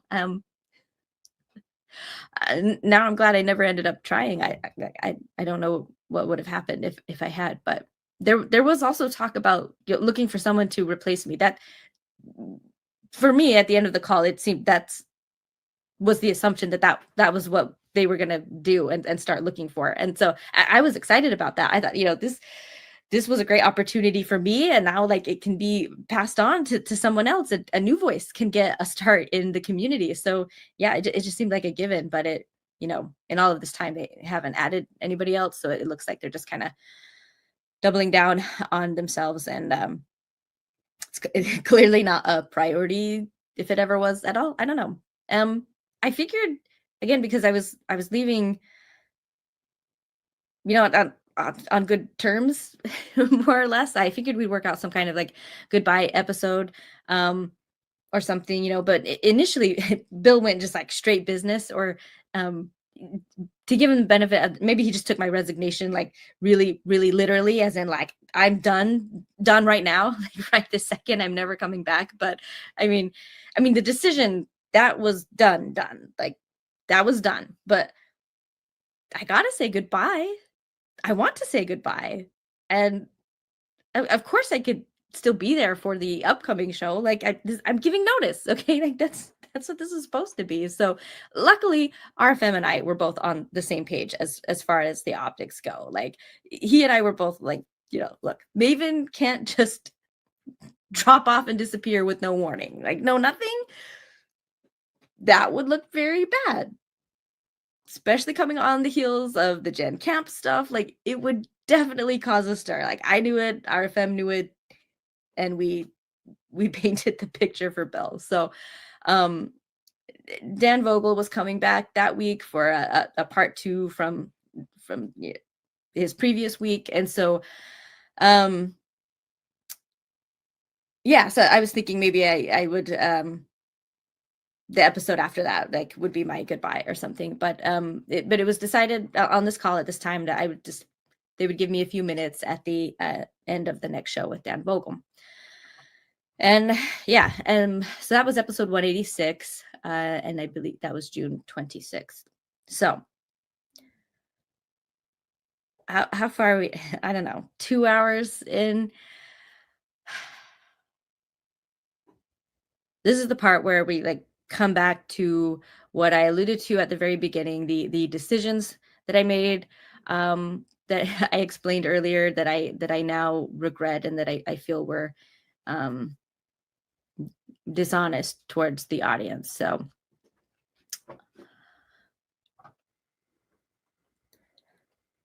right, so I had a couple days to prepare this goodbye. It was just going to be a few minutes, and boy, I thought very carefully and very deliberately about what to say for it. Um, I thought it was best to cover two things. Like number one, obviously, like, the business. All right, I'm leaving the show. Right, the announcement and why. And I, you know, after weighing things, I deliberately left out the discussion and the censorship from Bill and RFM that they had asked me not to talk about it. And I just made it seem like it was just kind of a completely independent decision that I'm just, I don't grown up enough that I felt like leaving the nest. I don't know.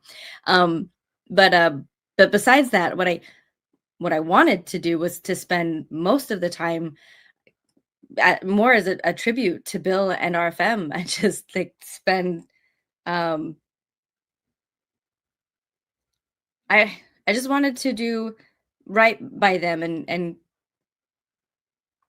express my gratitude for Bill and RFM and the community for the opportunity and the identity that the show provided for me. I wanted that to be the heart of this, kind of like farewell talk. Like and I did. I thought I did.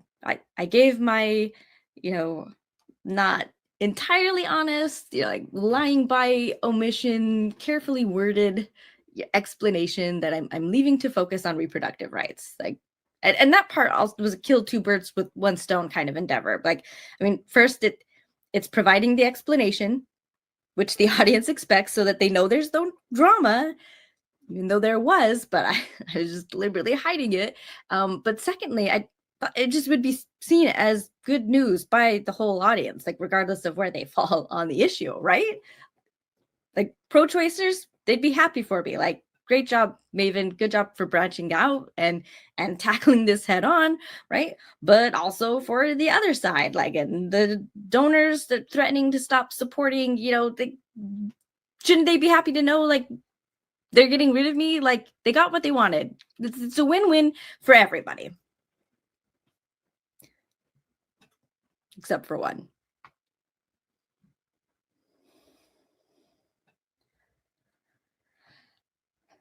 Anyway, I kept to that. I think I did good. I think I took maybe like maybe just over 10 minutes, maybe 11 or 12 at the end of the show, and most of it was my gratitude. I did spend like just a couple on reproductive rights stuff. Like, I mean, besides, there's the explanation. Like, I talked about reproductive rights a bit, as in like, this is why it matters to me, and I'm going to do that. But I only 1 minute of it was directly addressing like some of the criticisms that had been forwarded, right? um so I get out of the whole thing, this piece that less than a minute potentially could be the most controversial. But it just, yeah, it was just the same bullshit where people wanted to pretend they're not accountable for the harm their ideology causes. That they want to pretend that I mean, just like Mormonism, that it's, you know it's it's not that there's an underlying issue with the belief, but just it's, it's always other people that are the ones that are causing the harm, right? And not like the system that is actually causing the harm. Anyway, I spelled it out before in the previous episode the week before, but I just couldn't let that go. Like, nope, I'm holding you accountable. You're part of it. You're part of the problem. But I still wasn't like as ranty as, the 182 episode. But yes, but like seriously, that part was less than a minute, if I recall correctly. The rest of it was my main message.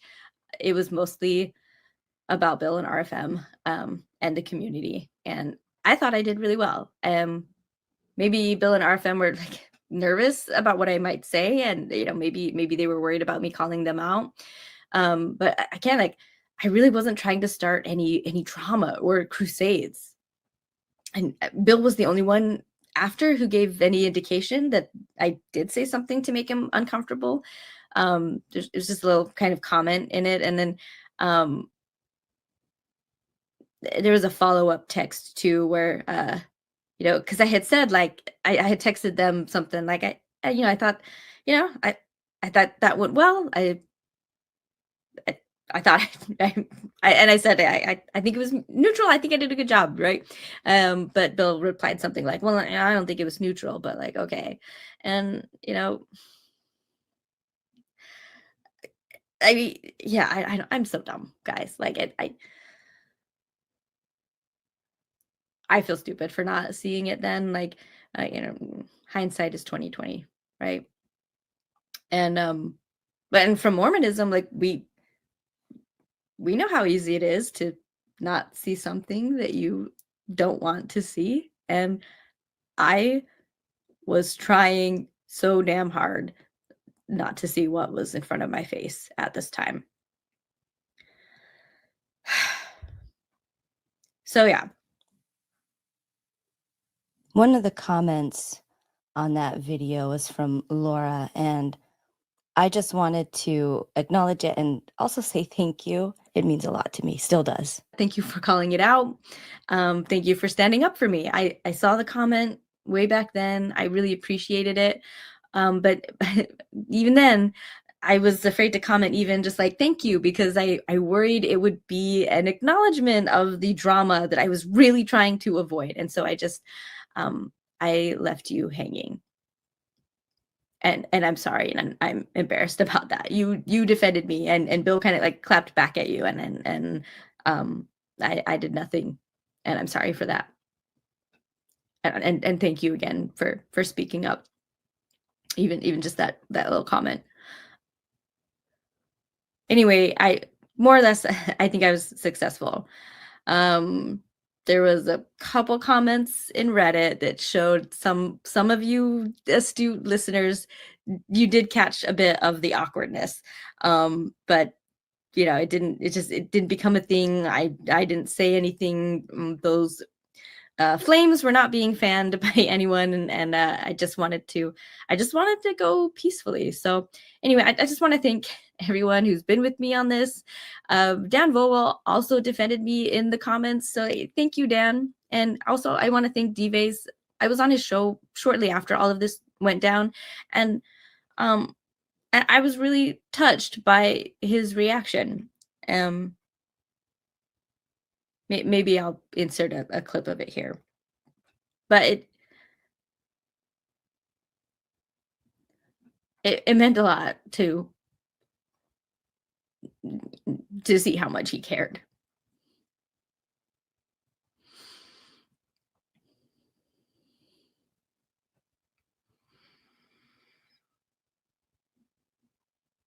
So, the aftermath. Okay. I mean, that's the real story behind why I left the show. And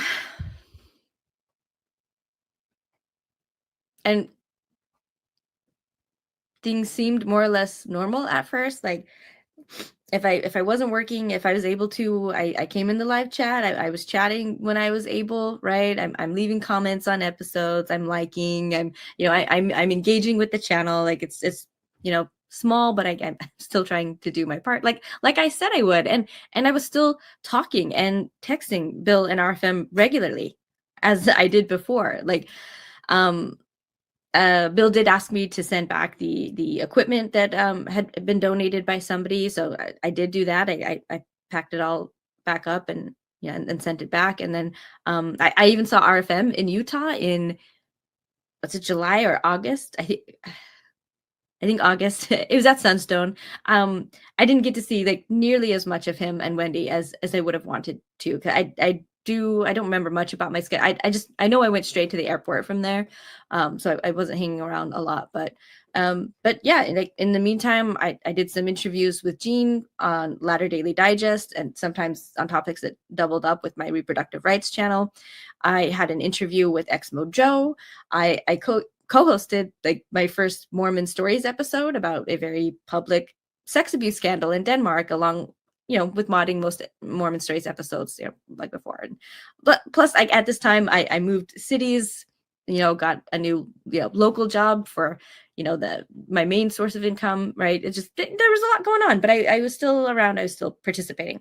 The only other kind of blip on the radar that happened was a certain Mormon newscast episode at the end of October.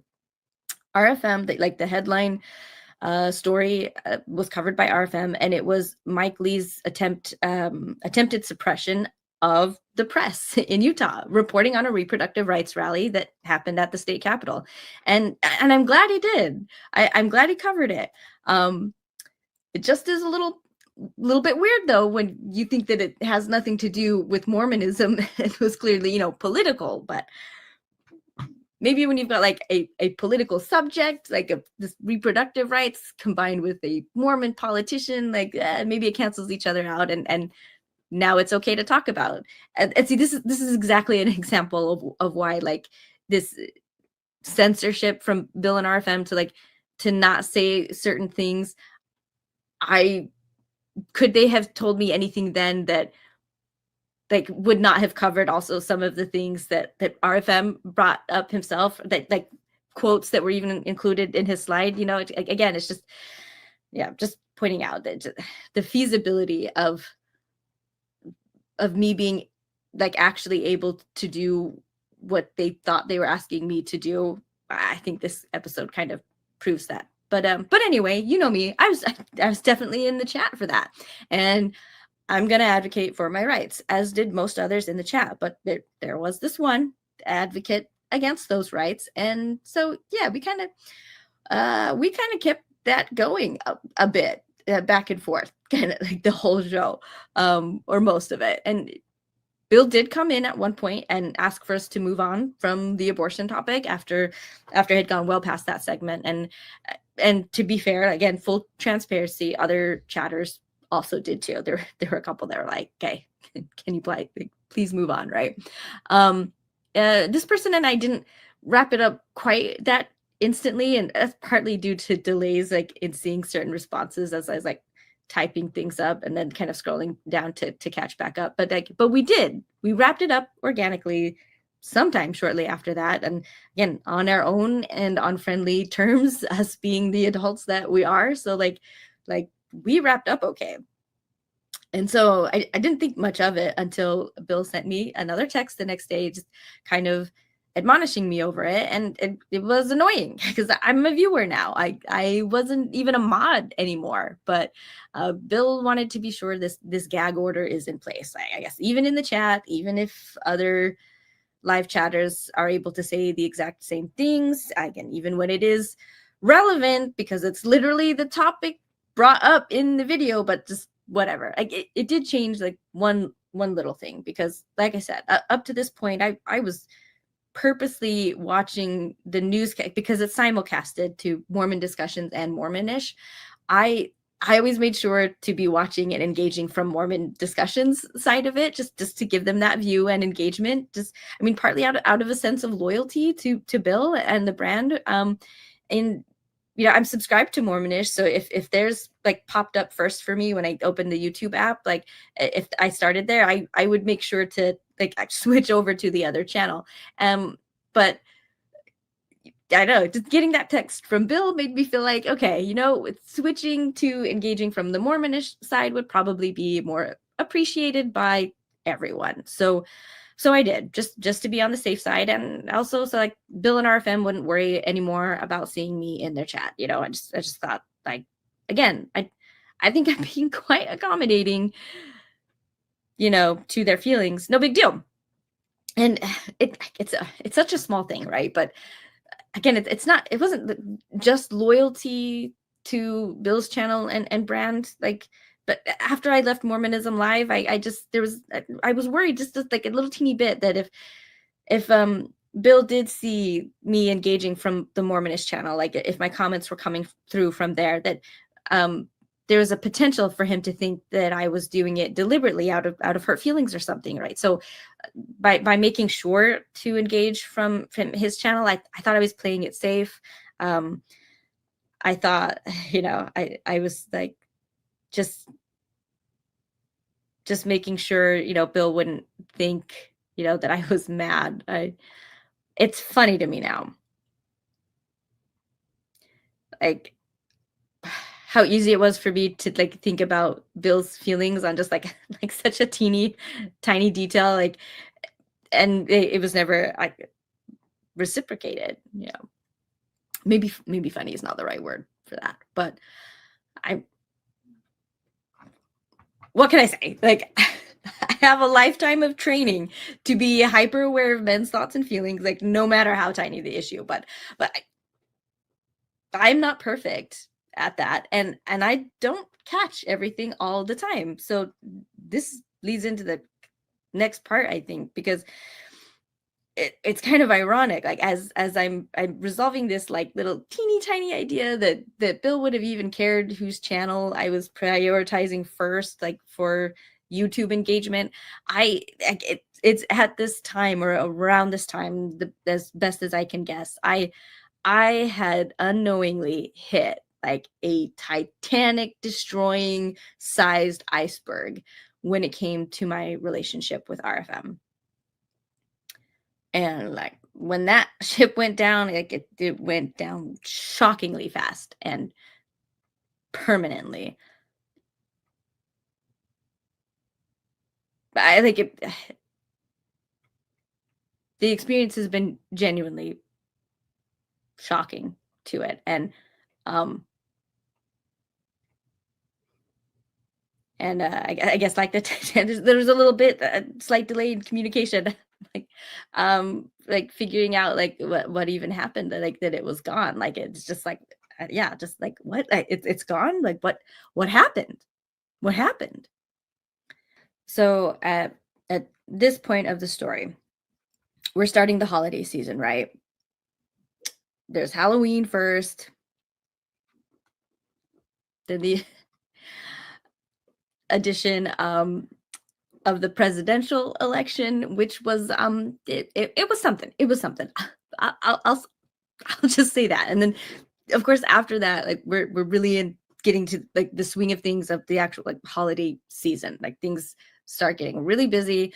We've got Thanksgiving and then Christmas and then New Year. Like for a lot of people, they have a lot of engagements. It's a hectic time, lots of family time, and especially in the ex-Mormon sphere, like the relationships can be kind of fraught when you leave the church. So anyway, but I definitely think the election also kind of amplified that for the holidays last year for people. But yeah, across the board, right? My contact with a lot of people kind of took a significant dip at that time. I know I wasn't as communicative, but again, I felt like it was the same for a lot of my contacts. There were a lot of us kind of reeling at what happened and needed some time to like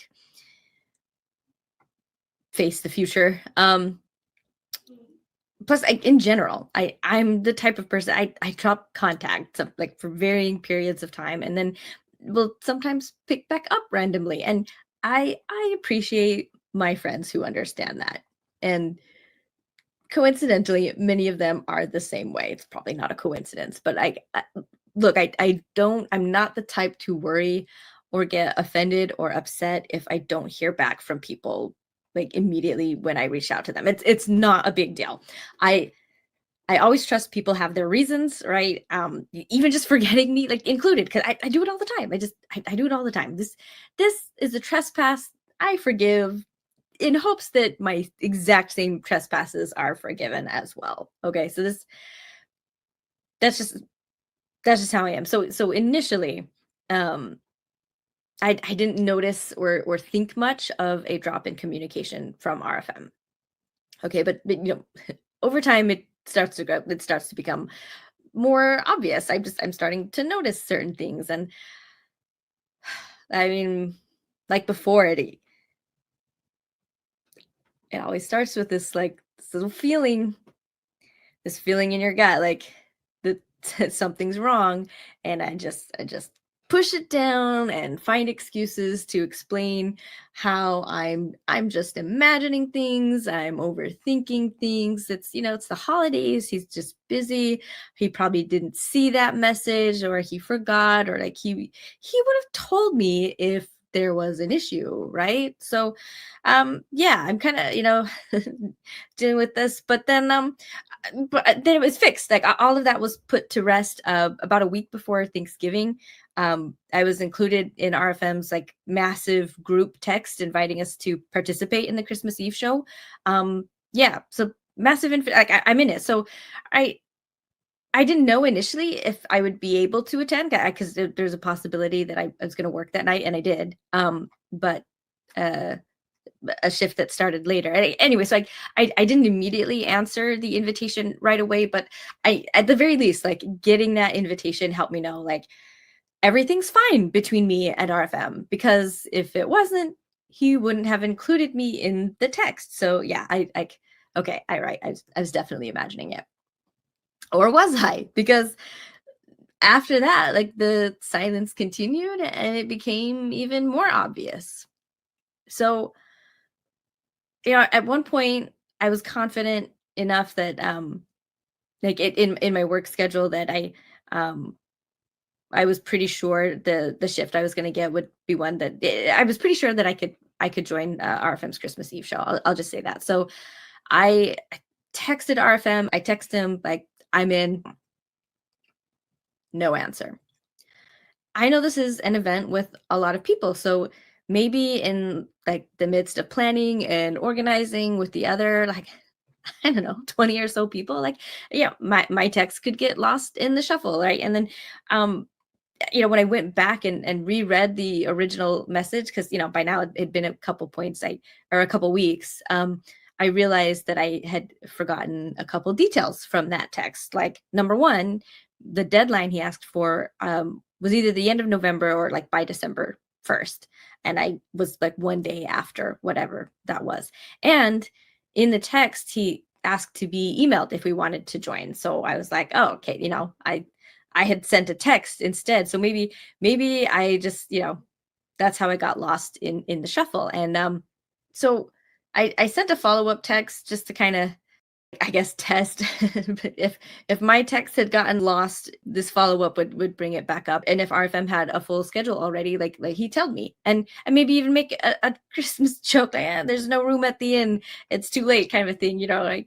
But yeah, like I just and that would have been fine too. It just would have been nice to hear something. And I do want but before I forget to include this later, this is actually like a more recent revelation about that holiday time last year. I did find out that RFM it still didn't have the show as filled out, like the schedule filled out as much as he had wanted to. And like a week before Christmas, that Christmas Eve show, he reached out to a few more people to extend the invite to, to come on the show. So, and that definitely happened. Again, that my text to RFM was right at the beginning of December, offering to come on. And so his attempt to get other, more people on the show later happened later. So anyway, so RFM didn't answer that text either, right? And I noticed like if RFM and I are both in the same live chat somewhere, like on someone else's video, like he's not responding to anything I say. Like occasionally I'll reference him directly or something, do the at so like it highlights the name, right?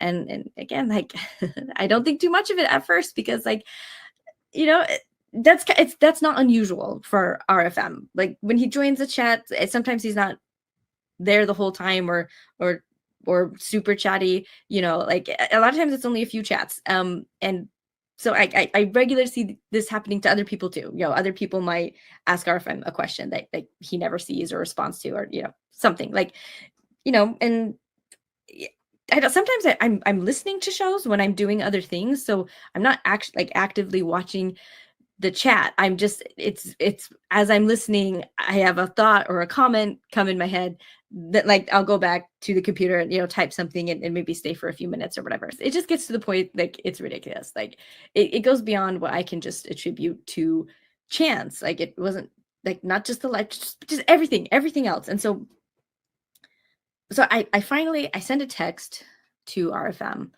on December 12th, just asking straight up because I was tired of guessing. I was tired of this pit in my stomach, just growing and growing, and not knowing and hoping he would tell me. So yeah, I asked, like, are we still friends, or did I ruin it?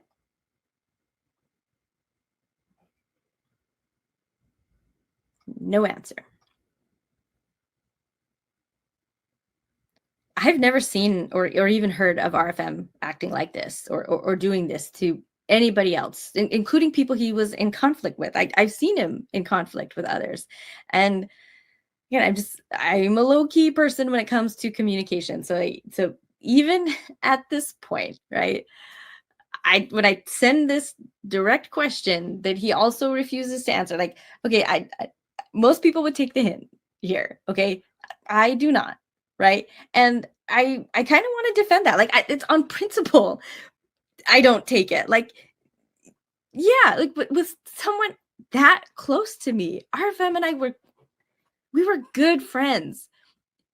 He's never acted like this before. Like yeah, I mean it feels stupid, but I also feel like I'm not ashamed of it. Like I'm not throwing away that close of a relationship on a hint, by taking a hint, okay, of any size. I don't care if it's huge, right? Look, I didn't throw RFM away even for disagreeing that I'm enough of a person to be worthy and deserving of equality and a basic human right to own my own body. Like, so why would not responding to text, why would that be the deal breaker? Like that makes no sense. So I know there's a problem at this point. I don't know what it is. I do hope it's fixable. Um and I wanted to fix it, although I was a little bit disturbed, honestly, to be like so completely cut off, because that's um it it just kind of made me feel like trash, like not I'm not even worth fixing it or working it out, or not even like worth an explanation, not a we're done, I don't want to talk to you anymore, please don't contact me text or something, right? Like nothing, not even that. So that's obviously not okay. Like that's not a way emotionally mature adults handle conflict usually, like unless it's for something like really big and obvious, and you'd think for such an abrupt and extreme treatment, I probably should have an idea of what I did. Maybe some of you are listening, like thinking the same thing. I wouldn't blame you for thinking like this seems kind of suspicious. Like, is Maven telling the whole story? Because it sounds like something's missing here. It just doesn't sound right. Like,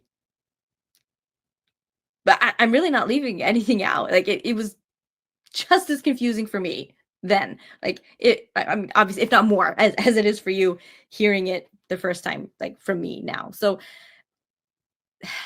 even though I didn't know, I tried so hard to come up with, like, to figure it out, and I could not come up with anything for the life of me.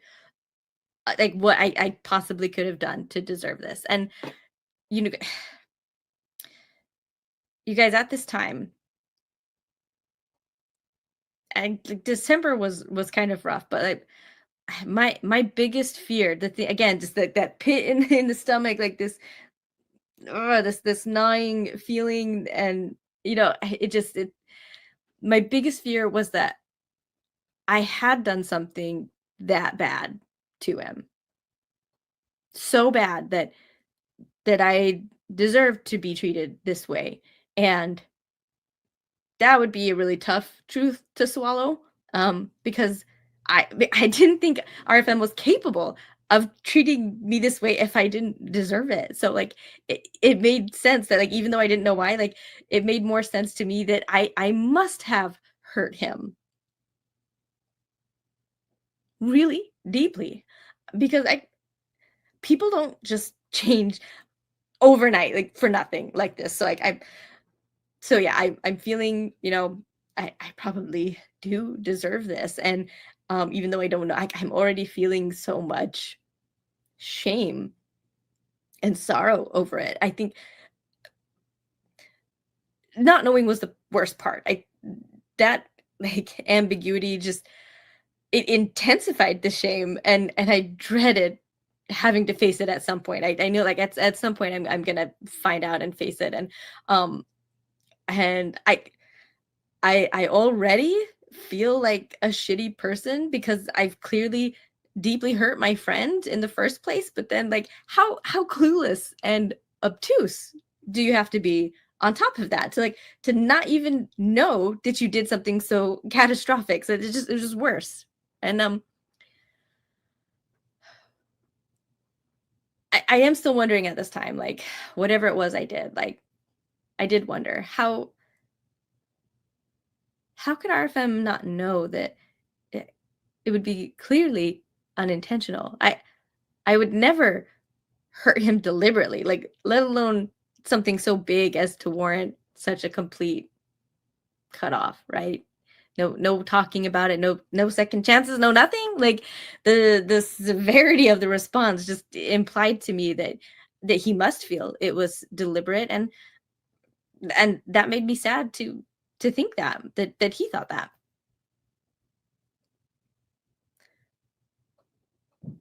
I can honestly, I've never been in a situation like this, like, in my life.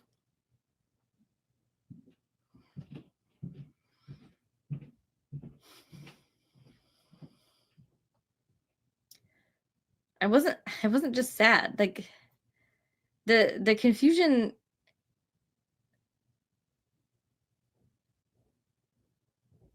it, it made me feel really, like, it was disturbing and unsettling. Like, it,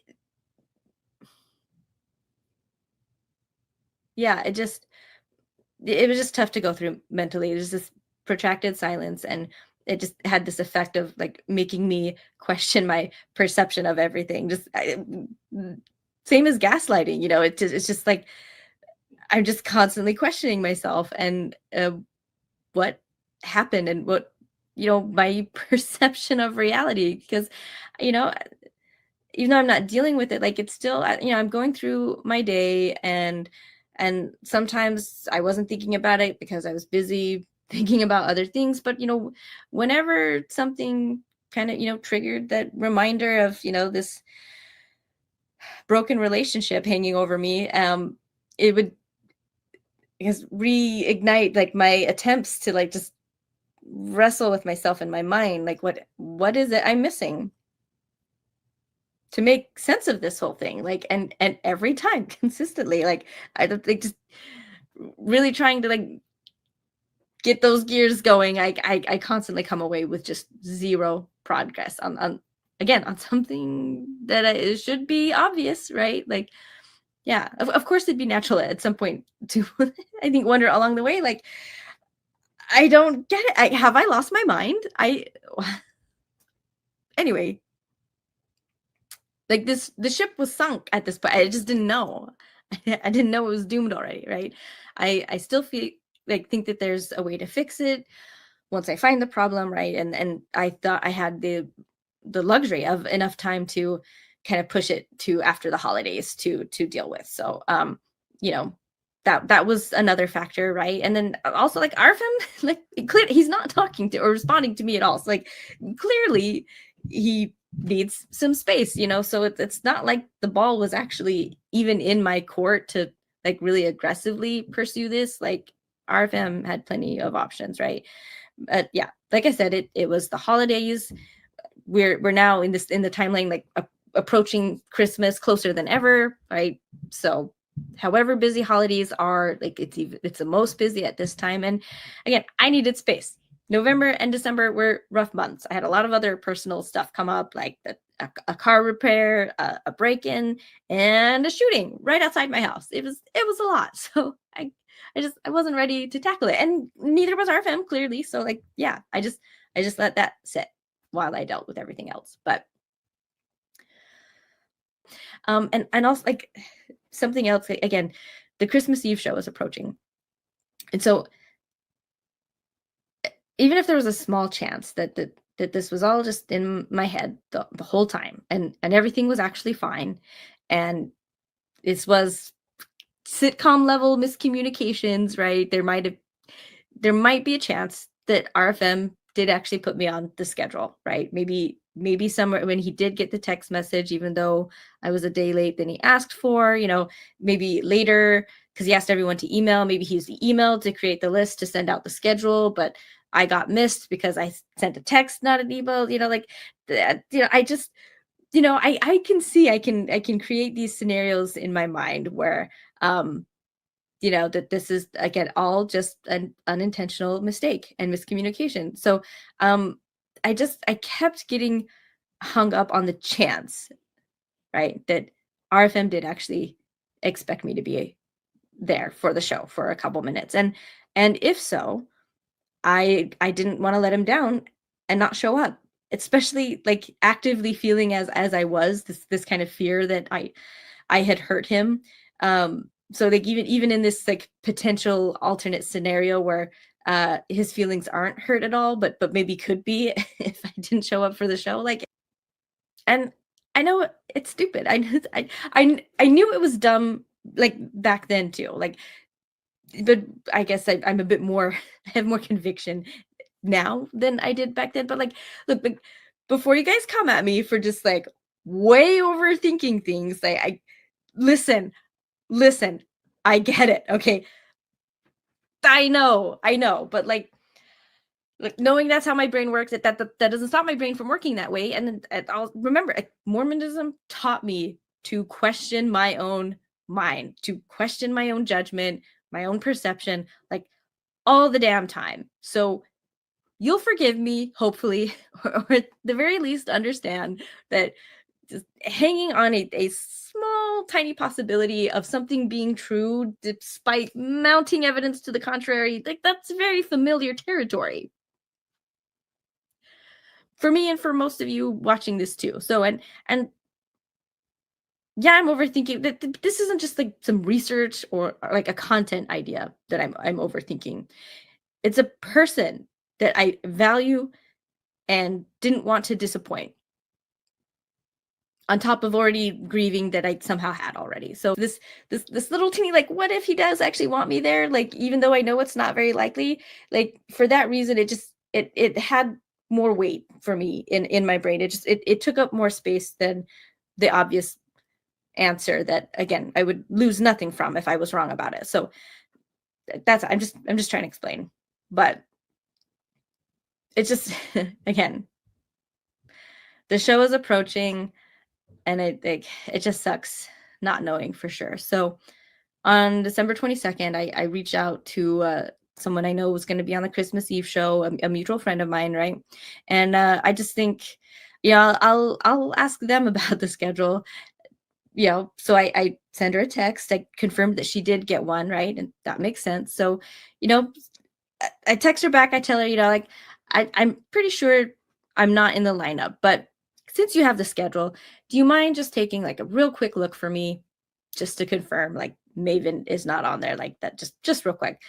Yeah, there was some confusion at it. The thing I was trying to avoid was her directly asking RFM, but that's what happened, So she contacts RFM, and then she sends me a text and says, "Hey, can I call you?" So she does. I answer the phone, right? And she tells me, that she brings up to RFM like if I'm on the schedule or not, and that what he told her was Maven knows exactly why she's disinvited from the Christmas Eve show and why she's not welcome on any of my platforms.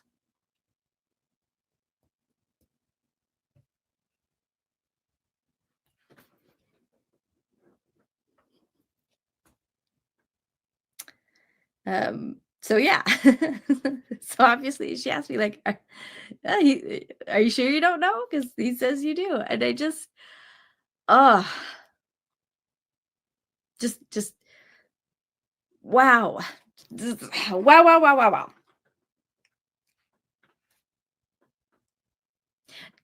Those words hit me just like in the chest, like a fucking cannonball.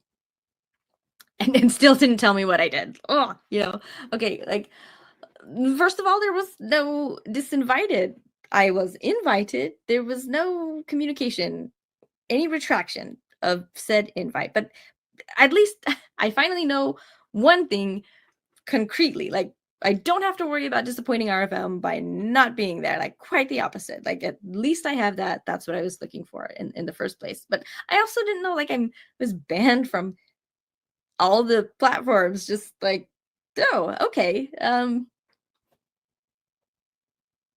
Yeah, it just made like a bad situation just already worse. And again, like I have no idea, but apparently, like he thinks I do have an idea. And again, like I'm genuine. I'm back to feeling like am I losing my mind?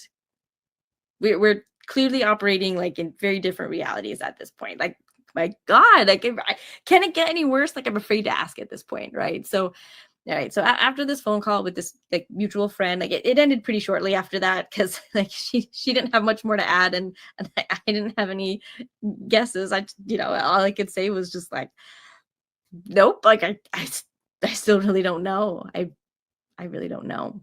Um, yeah, I didn't have anything to say, but I did have a lot to cry about, which I prefer to do alone and not on the phone with people. So yeah, she heard it though. She started to hear it in my voice. Like I remember she just said, "I'm so sorry, Maven." And that helped actually. I know sometimes we feel like words like that can seem like inadequate, um when our friends are sad or something, like we wish we could say more, but I mean even just that, like I felt very seen um and understood by that. So um we kept texting back. I get a bit, she because now she's invested, she's curious, right? Like it's got to be something. Are you sure you don't know? Like she would ask, and she's the one that guessed. Like, is it? I think it's from leaving Mormonism live, but I thought like no way because we've talked, we've texted since then, and time flies. I remember her saying, like, wasn't that just like, just like a month or two ago? And but like no, by Chris, this is like 6 months, like and I saw RFM, I saw him in person at Sunstone. Like everything seemed totally fine then. There wasn't anything, that gut feeling hadn't started yet. So like that's this whole time I'm thinking I had to have done something recently. So like even though we haven't been talking, maybe I said something on a different show or podcast that he found offensive. I don't know. And so anyway, this friend calls me back a few hours later. She called RFM and she got the scoop. She got more detail, and finally the mystery is solved, sort of, more or less. You know what? You guys get to be the judge at the end of this. This point's going to be the weakest part of my narrative, I think.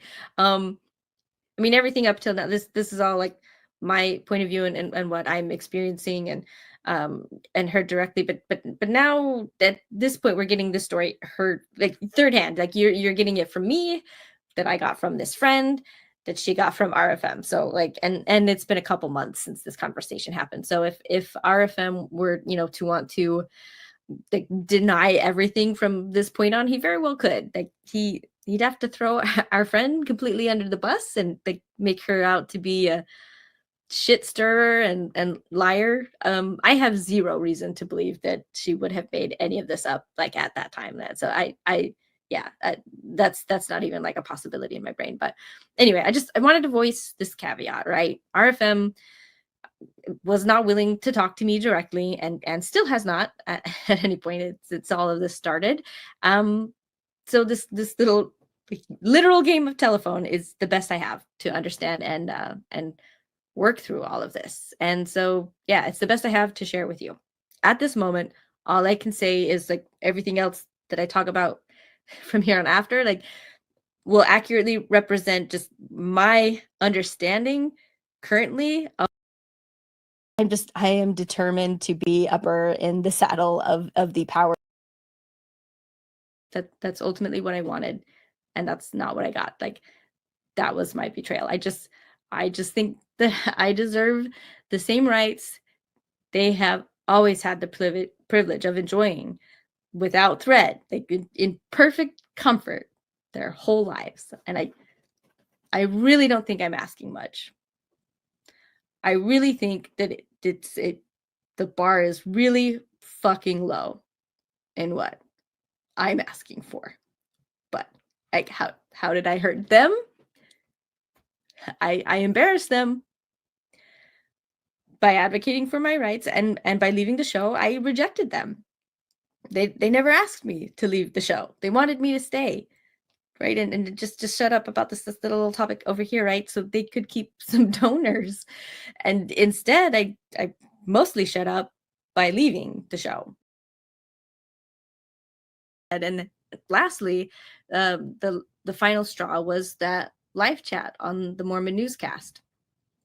That after that Bill, the text Bill had sent, it was in our group chat, so RFM saw it too. So when RFM saw that text, he went back to watch the show and watch the live chat specifically to see what I'd done and what I said, and what he saw infuriated him. That's the one word like I confidently remember being told, as this friend is relaying this to me, right? Infuriated with me how I treated this like particular live chatter. And that he's never seen them again in the live chat, and he even passed on the username. RFM kind of like summed things up with this assertion that like clearly I cannot be trusted on any show, on any topic, without these hysterical political takeovers. And while I think that RFM's opinion is a big part, I think Bill was also 100% on board. Like they're two peas in a pod, I texted him saying like, I just found out about this thing with RFM, and do you feel the same way? And I got nothing, and still haven't. So, but I'm I'm a bit more willing to take the hint at this point, I guess. So, yeah, but that's it. There you have it. That's it. That's the answer. That's what I did.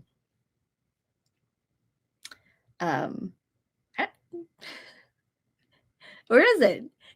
Is that the real answer? Okay.